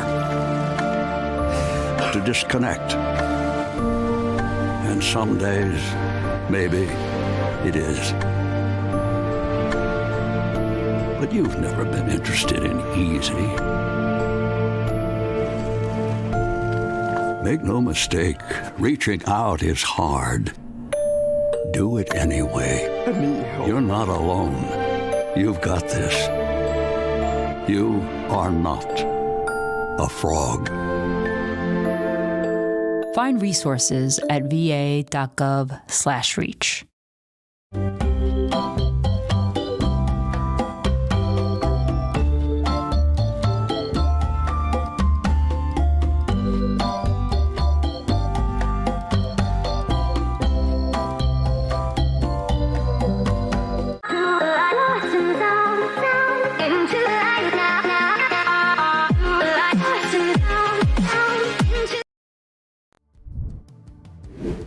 Good morning, it's 8:25. Happy Thursday. It's time to rise in freedom. You're watching and listening to the Wake Up America Show with Austin Peterson at wakeupamericashow.com. Boy, we've got so much exciting stuff going on. The rest of the show is going to be terrific. I appreciate seeing a lot of people over on YouTube this morning. A lot of people over on YouTube. And I know some people are still watching us over on Rumble and on Facebook and on Twitter. So grateful to have all the viewers this morning. Definitely looks like one of our biggest shows already with all the people who are watching right now. We appreciate you as well as all the people who listen to us later on the podcast, because we do upload, of course, the full show commercial free on our podcast, which we upload to Spotify and to pretty much everywhere. Any kind of podcast, Apple Podcasts and everything. Wake Up America shows on it. So yeah, we've got another guest coming up here at 8:35 in just a few minutes. Bex Bullitt. We're going to talk to her. She is a licensed private investigator in Texas. She makes videos covering deep dives into topics around like cults, psyops, and radical ideologies. She had this independent investigation into several recent mass shootings. The most extensive of that was the Highland Park 4th of July parade massacre, where her and a team of researchers uncovered some twisted narratives and unusual motivations. The video series that she made surrounding the topic must have struck a nerve, because it resulted in her being attacked online by several large communities in an attempt to deplatform her. That culminated in her YouTube channel permanently being banned just a couple of weeks ago with no explanation. She's currently continuing her content on Twitch and on Rumble in an attempt to raise awareness about radical ideologies and how they can be used to motivate vulnerable individuals to carry out domestic terror attacks. Boy, all of those words that I just said there might just get this stream pulled down. Well, if they do, you can always watch the show at wakeupamericashow.com. If we get pulled down on all these social platforms, totally possible. Who knows, though, what's going to happen when we have her on. You can send us a text to 573-319-1586. That's 573-319-1586. Matt Unruh sent in a text this morning. Oh, he's got a technical question. And Matt, I will send you an answer to that after the show, my friend. Somebody texted in and said, I love Camellia. I love the way she thinks. Another listener texted in, and it's from the 417, Robbie Thurman, talking about the question of the day, which was, what's something that everybody wants you to care about, but you just don't care about? He said, Ukraine. I have 0 F's to give. Somebody else said, climate change. Yes, I don't care either. Let's see what we got here. All right, so I do have only 2 minutes left to go, but this topic is a 2-minute type of segment before we get to Bex. A new study has found that cats can actually recognize their owner's voice when they're speaking to them, especially when the cat fanciers use cutesy baby talk. I think Chris Morrill is going to like this one.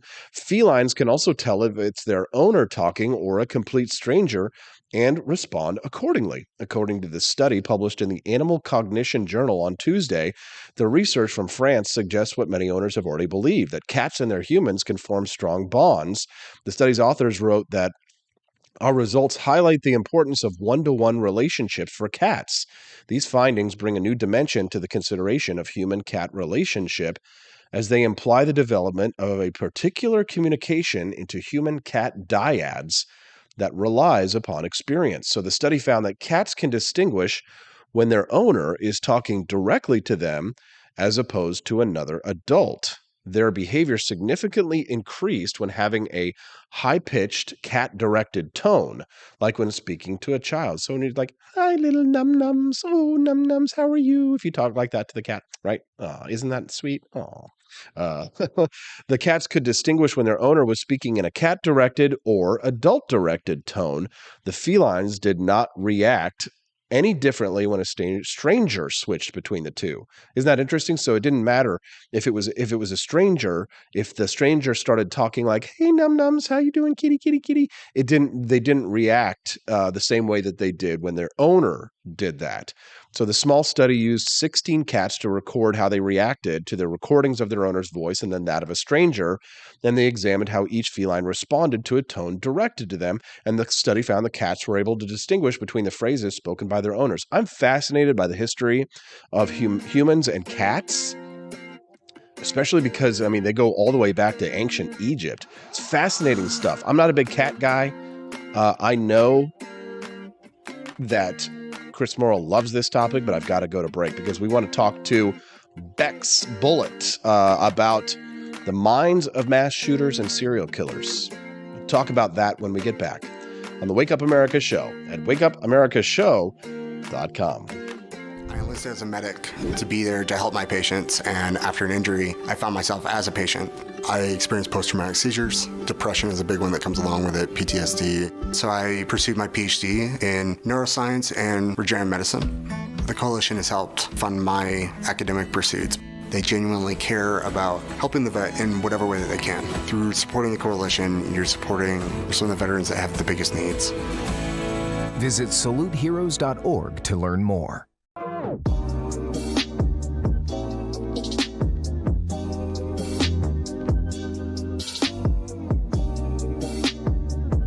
If there wasn't going to be somebody who was a fiery champion of liberty, somebody who would get out there and who would be aggressive, and if they wouldn't do it with more fire or passion than I had, then I would go and I would fight this battle for us. I've fought for the principles that we all share. Parties tend to be secondary to me. We're here because we believe in the principles of liberty. I am not a perfect messenger, but I think I'm a damn good one. This is a replica of our first president's flintlock pistol. You have my full support, my respect, and my gun.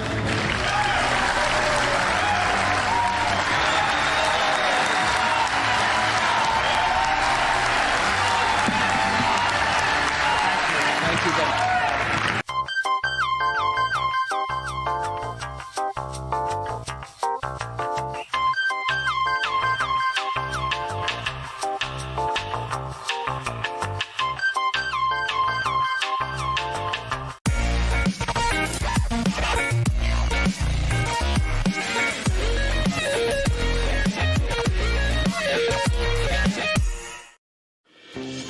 enough yet?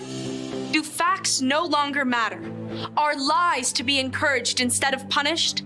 This is not our inheritance. If truth no longer matters, we will not remain free for long.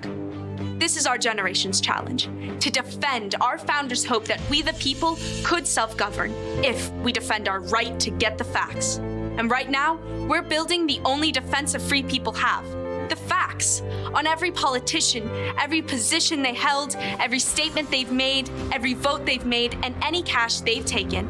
It's the real history on those now pandering for your vote. There are hundreds of young people building our defense right now, and they need your help. We all have our passions, but as our ancestors knew, when events become so foul they threaten us all, we must stand and defend each other. Please, have our backs. Join us at votesmart.org.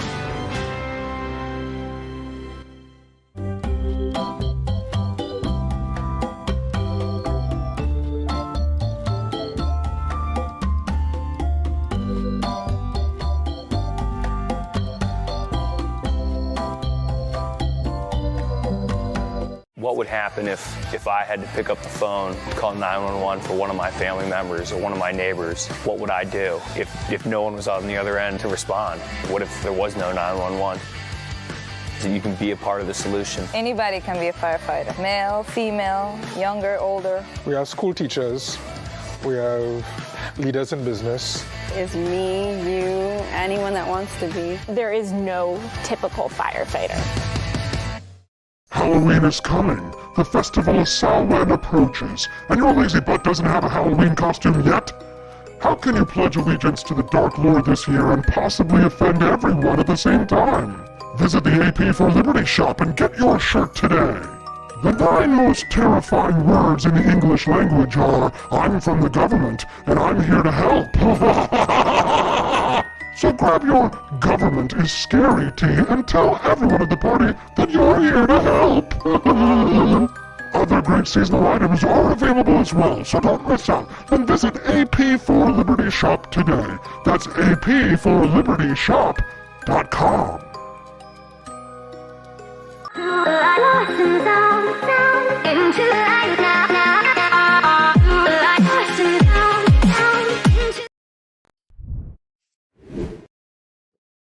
Good morning, Rise and Freedom. It's 8:35. You're watching and listening to the Wake Up America Show with Austin Peterson at wakeupAmericaShow.com. Well, yesterday we talked about the manifesto that was left by a shooter in St. Louis and his life of loneliness, his inability to connect. Do we have a gun crisis in this country, or do we have a mental health crisis? What are the motivations for why people decide to kill? Let's speak to our friend Bex Bullitt. She's a private investigator from Texas. She's been banned from many social media platforms for having conversations like the one we're having right now. Good morning, Bex. Thank you so much for joining us. Hey, Austin. Thanks so much for having me on.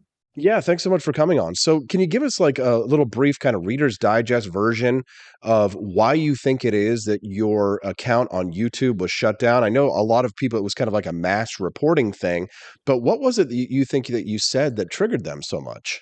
It was just a snowball. I mean, anytime you're dealing with these kind of topics, right? I think I figured out what happened is that there were people who didn't even watch any of my content. They just made assumptions about it. And it just kind of just created this like sentiment that they didn't like me. And then after that happened, I was targeted by several large creators on YouTube and their large communities and just kind of dogpiled. And I think that's what led to, my channel getting pulled down with no strikes. I didn't have any community guideline strikes, nothing. Just woke up one morning and my channel of 3 years was gone. So it was, I'm still working on trying to appeal it. Well, but topically, you were covering this event, the shooting that occurred on the 4th of July. Can you talk to us a little bit about this and sort of what you had uncovered? Because, it seemed as if there was more than just this sort of lone nut theory that you were investigating and uncovering some evidence for. Yeah. So, you were talking about the St. Louis shooter yesterday, and everybody wants to just put all of these kind of shooters into one box, but in reality, there's several buckets where they could fall into, right? Like the one yesterday was probably part of the school shooter community that we see, kind of proliferating on social media. And that's nothing new, but it is something that's kind of building in, picking up in speed. And then you have people who are radicalized by, an organization or a group that's taking advantage of them because they're vulnerable for some reason. Maybe it's because they have pre-existing mental illness or, something else. And in this case, we uncovered just a bizarre trove of online clues, and he had left behind such an enormous digital footprint. And so I guess I should talk about like the way I got into this, right? Is because I had been doing these deep dives, and a lot of times people have wanted me to explain why I'm against gun control and explain why I don't think that that's an appropriate solution for preventing mass shootings. And, they would pressure me back and say, well, what is? And then I'd have to take pause and say, well, I guess I don't know, and so finally I ended up starting to do my own kind of research and compile my own data about these shootings, because what you see on TV is so far off. I mean, you get these twisted narratives, and it's not like a big government conspiracy. It's just that news outlets are getting information from different people, and they're trying to appeal to their viewer base, right? They're trying to bias it. The politicians are trying to spin it in a certain way. I mean, this happens with everything, right? And so to get the accurate information, you really have to be right there on the ground floor, getting it before they take it off the internet, because in the digital age, these shooters are leaving behind massive footprints. They're leaving behind manifestos, YouTube channels, Twitter pages, Instagram pages, and the platforms are pulling these down within 24 hours usually. So if you're not there to get it, it's gone. Well, what I discovered is that there's a lot of people who are in this boat of trying to get the data before it goes away. And so it is archived, right? But what we found on this Highland Park shooting was that, the kid had left behind encrypted manifesto full of numbers. He had left behind all of these coded puzzles and clues, and it resulted in a lot of people taking interest right away, like online sleuths and stuff. I think that the interest faded quickly, because as opposed to say the Zodiac days, people are very distracted by everything that's going on around them. And so not as many people will continue to look into it. But I had a small team of investigators who did commit to discovering a motive and uncovering what had happened there. And what the pathway it led me was just really unexpected. So I made a video series on it. I put a lot of work into the video series. It was different than most long form content, and then I tried to take it back to more of like a Netflix style documentary kind of thing.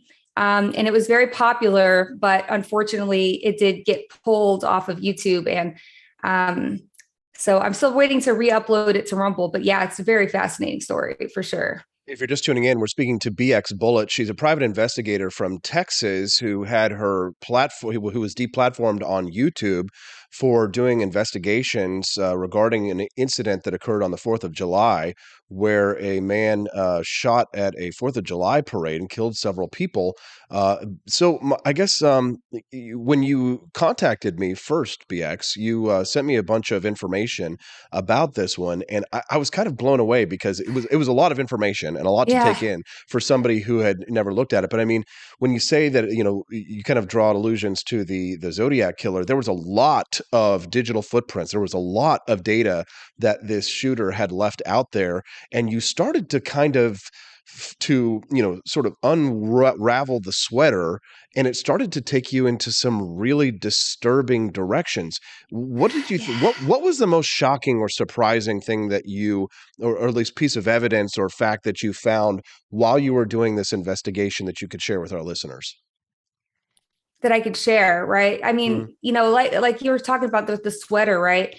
Most people would call this the onion of information, right? You have these different layers of the onion, right? And the surface level is what we see when we look at the news, for example. When the second layer might be what eyewitnesses saw, and both that still has a lot of inaccuracies.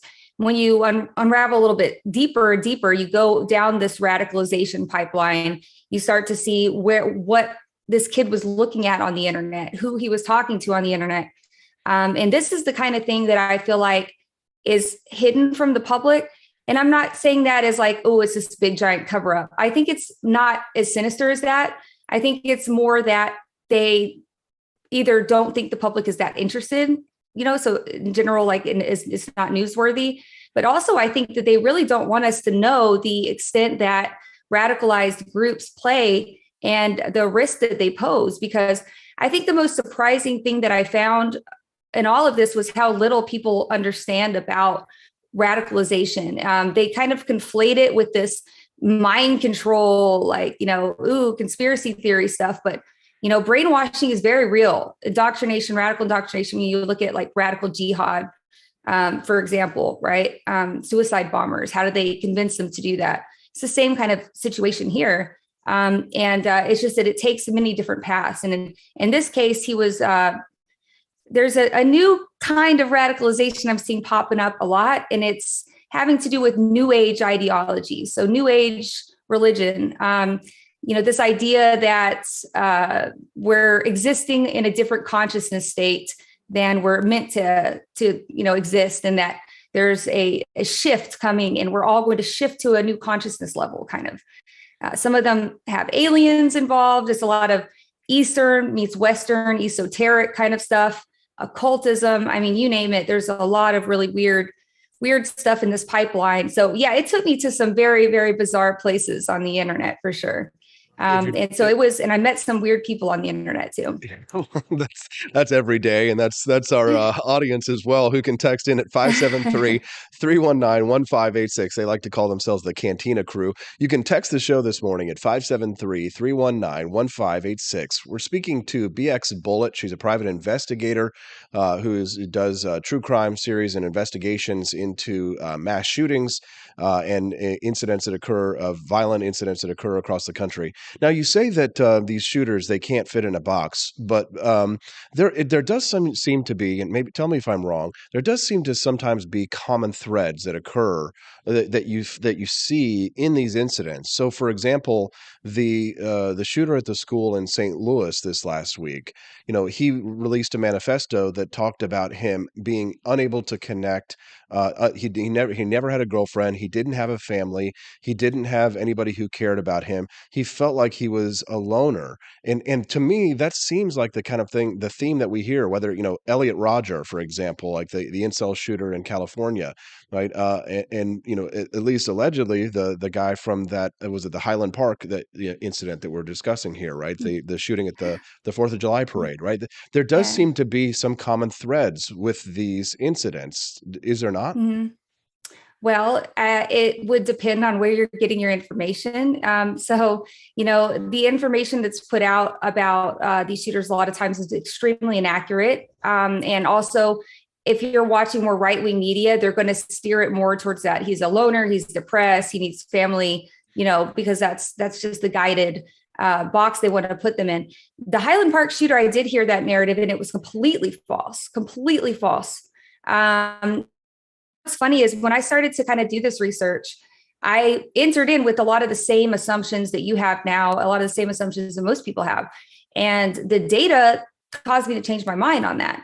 Because, for example, what you're describing is the incel pipeline. Like I said, there's multiple buckets, right? There's these buckets of kids who are over socialized in these online communities who fanboy over mass shooters too. And they're here on YouTube, they're on Twitter, they're everywhere. They're right out in the open, over socializing with each other and just kind of radicalizing in forums. So there's that kind of shooter. There's the ones who are really just depressed and sad and lonely. There's any number of people who are kind of, taking on this role. But as far as being a loner, I mean, this is one of the myths that I try to dispel. Another one is like, single parent homes. Again, when you're looking at specifically these types of lone wolf mass shooters, we're not talking about like gang shootings and drug violence.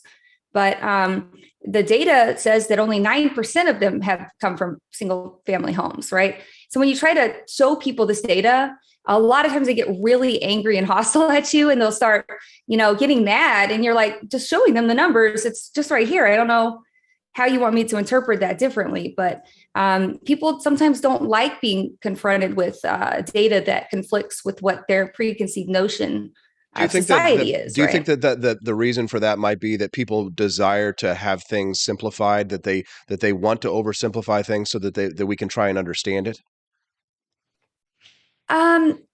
Yeah, yes. I don't think that it's coming from a plate of like hating single mothers, right? But unfortunately, people in power and people with influence, they can use those false narratives to guide people towards hateful ideologies. And actually, it's kind of funny because it's not funny, but there's a extent to where the pipeline doubles back on itself, right?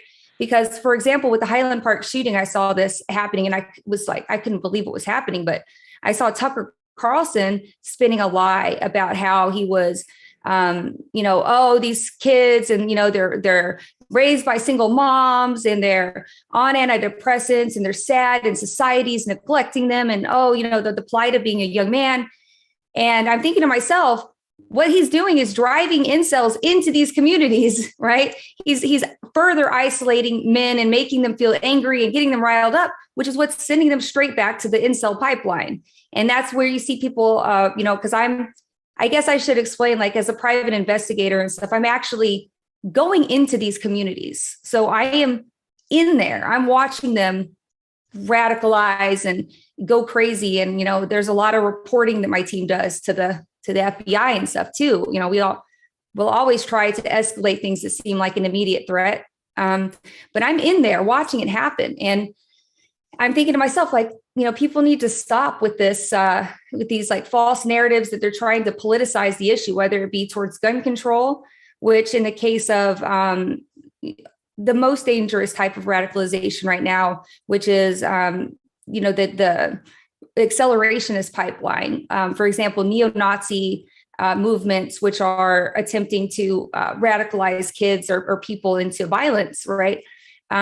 You can see that they're really getting all of these, you said a manifesto. I don't want to say this because I don't think that was more of a suicide note and a strange one. We're looking into the St. Louis shooter now. We're not done looking into that. I mean, it takes a long time to get this kind of information, but unfortunately people's attention spans now, they want that within 24 hours, they want to hear about it. They want to forget about it. And unfortunately, what that means is that whoever gets the first piece of information and they spin it, that's what it is. That's the truth. Nobody cares 4 months down the road to hear what an independent investigation uncovered, right? And so you get into this state where these manifestos, for example, the neo-Nazis have a very common thread of saying, hey, we're doing this because we want you guys to fight. We want you guys to fight over gun control specifically. That's why we're using this gun. Here it is. Here's my entire motive. But that usually gets swept away and not talked about. And I hear a lot of excuses for why we're not supposed to see the manifestos. It's dangerous information, which to me is bogus. To me, that's a psyop, right? That's stigmatizing the information because they're making it seem like it's dangerous when in reality, it's exposing what their motive is and how we're playing right into their hand.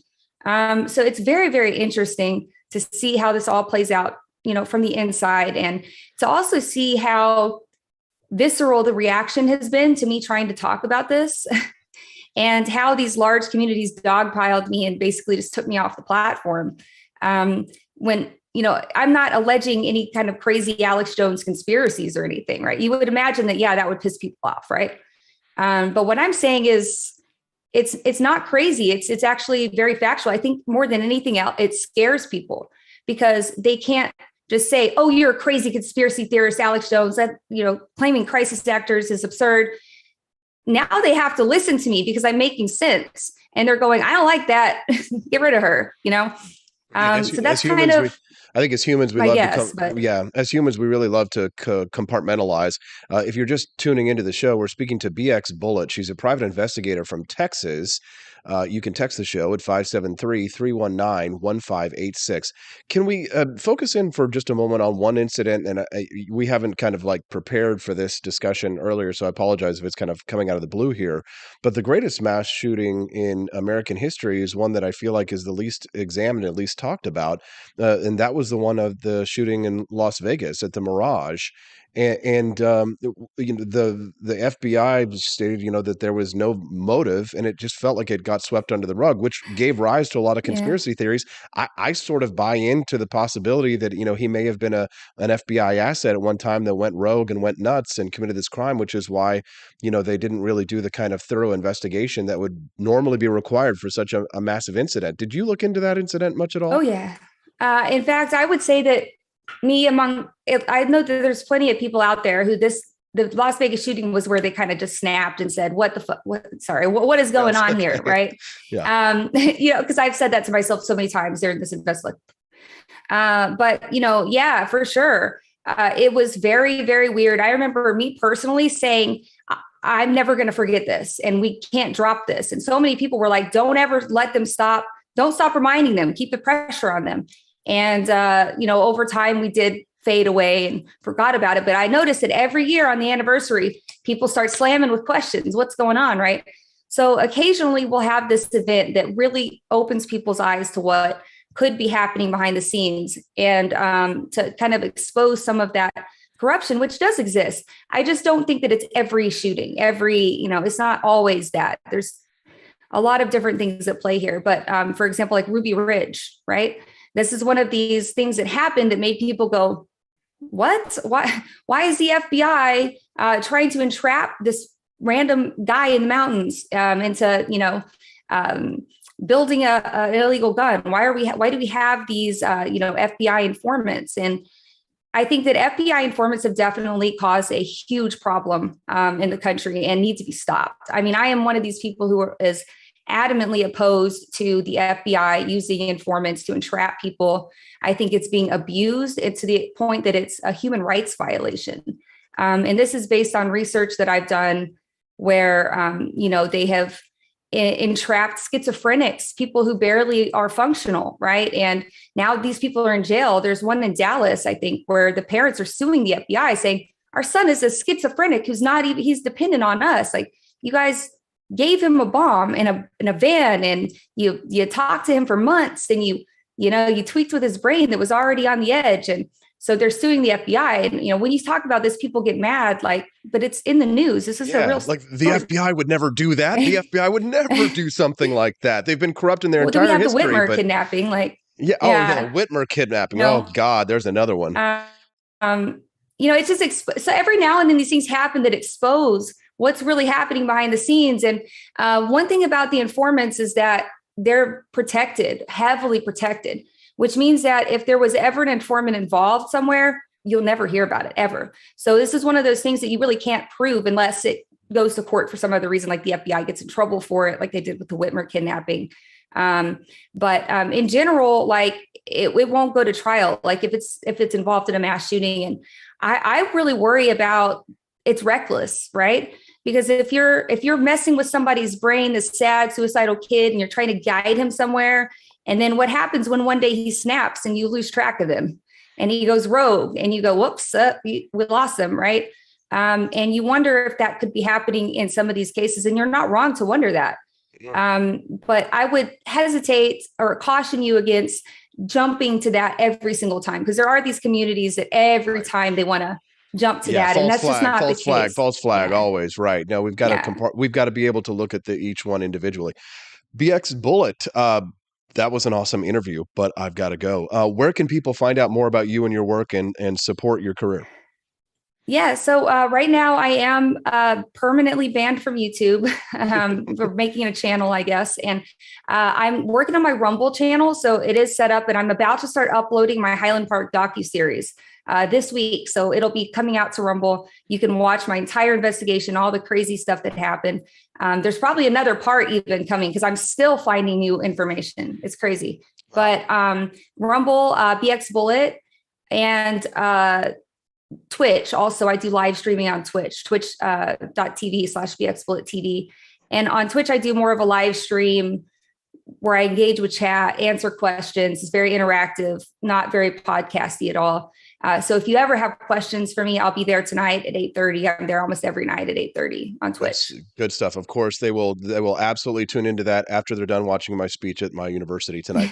Bex Bullitt, that was a great interview. Terrific. We'll have to have you back. So thank you very much for your time today. Thank you so much, Austin. Thank you. Yeah, that was great stuff. Yes, take care. Did you like Bex Bullitt? Send us a text, 573-319-1586. All right, so we went long on that interview because I think you really liked it, because there were like 57 people who were watching that interview there for a little while. A lot of people were watching that interview live this morning. Might get me in trouble. All right, I got to run because I got to go finish writing my speech for tonight. I'll see you in Springfield, Missouri State University, 7 p.m. Central tonight. I'm going to try and live stream it, and I'll probably live stream it from YouTube. So watch it at AP for Liberty. I probably won't be able to multi-stream it to every single social network like I do here. So sorry about that. But yeah, so tomorrow will be a best of show. Sorry, I won't be able to be live tomorrow morning, but please do watch the show on YouTube. It's YouTube Blitz Week. You'll get your best of clips. And man, I wish I had time to cut that clip into it. That was great. Great stuff. Love you guys. Terry Miller, Al Johnson, Robbie Theraman, Chris Sweet, and Chris Morrill, Rare Camellia, Steffi, my lovely bride. Thank you so much for watching the show, and we'll see you tomorrow morning on the Wake Up America show at wakeupAmericaShow.com.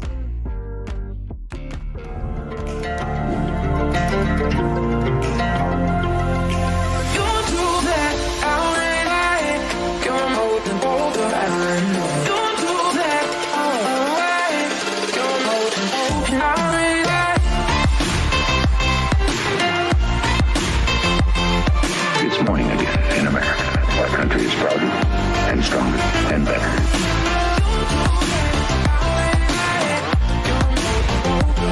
I like shooting things, but whenever I can't shoot something, I like to cut things. My life isn't all about shooting and stabbing and cutting, though. Sometimes I have to do actual work, but when I work, I still like to have fun. And there's nothing less fun than trying to cut with a crappy knife. Thankfully, from the ancient sect of Christian knights, who also loved cutting and stabbing, comes a new implement that has received my personal blessing, the Templar knife. Like the ancient sword of Excalibur, you don't choose a Templar knife, it chooses you. You just decide what kind you want on the website first, however, and then order it online, and then it chooses you. The Templar knife comes in a variety of shapes. As a man of culture and taste, I have decided I will never use a terrible knife again. And thanks to the inspiration provided by this excellent product, I have decided to launch a new crusade against anyone using less than superior knives. Join me, brothers and sisters, by visiting uppercuttactical.com/pages/Templar-knives. That's a lot of slashes. For that, you'll need a Templar knife. For 10% off, use code AP for Liberty and join me in a quest for glory, for liberty, for Christendom, for the Templar knife. Get yours today. Fire.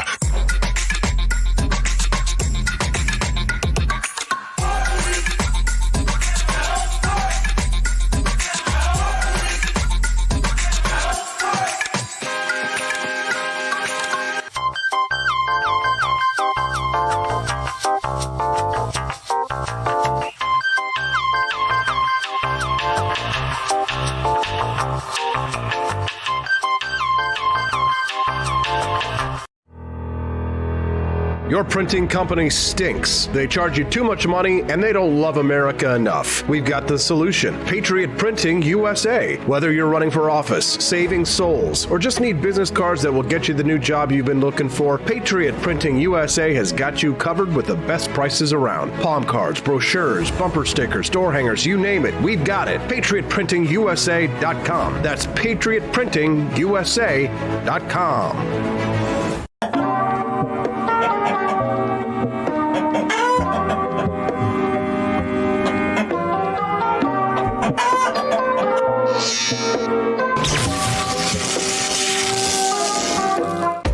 Want an engaging website to boost your business?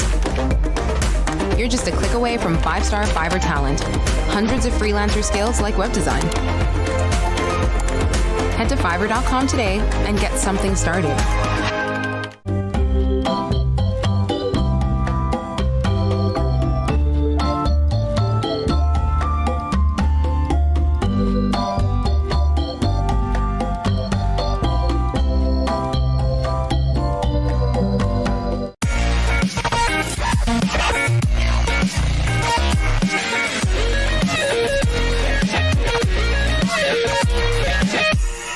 average Americans are turning into conspiracy theorists at an unprecedented rate.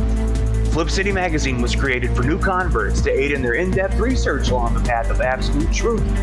We offer the hardest-hitting news and opinion delivered uncensored in print directly to your door. Display proudly on your coffee table or hide discreetly under your mattress. Flip City is the magazine they don't want you to see, much less read. Subscribe to Flip City Magazine today at flipcitymag.com.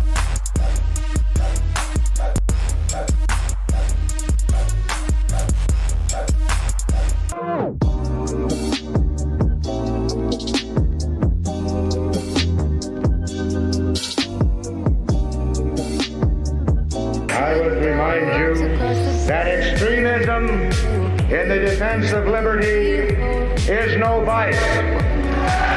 It is better to settle these matters in the courts than on the streets, and new laws are needed at every level. But law alone cannot make men see right.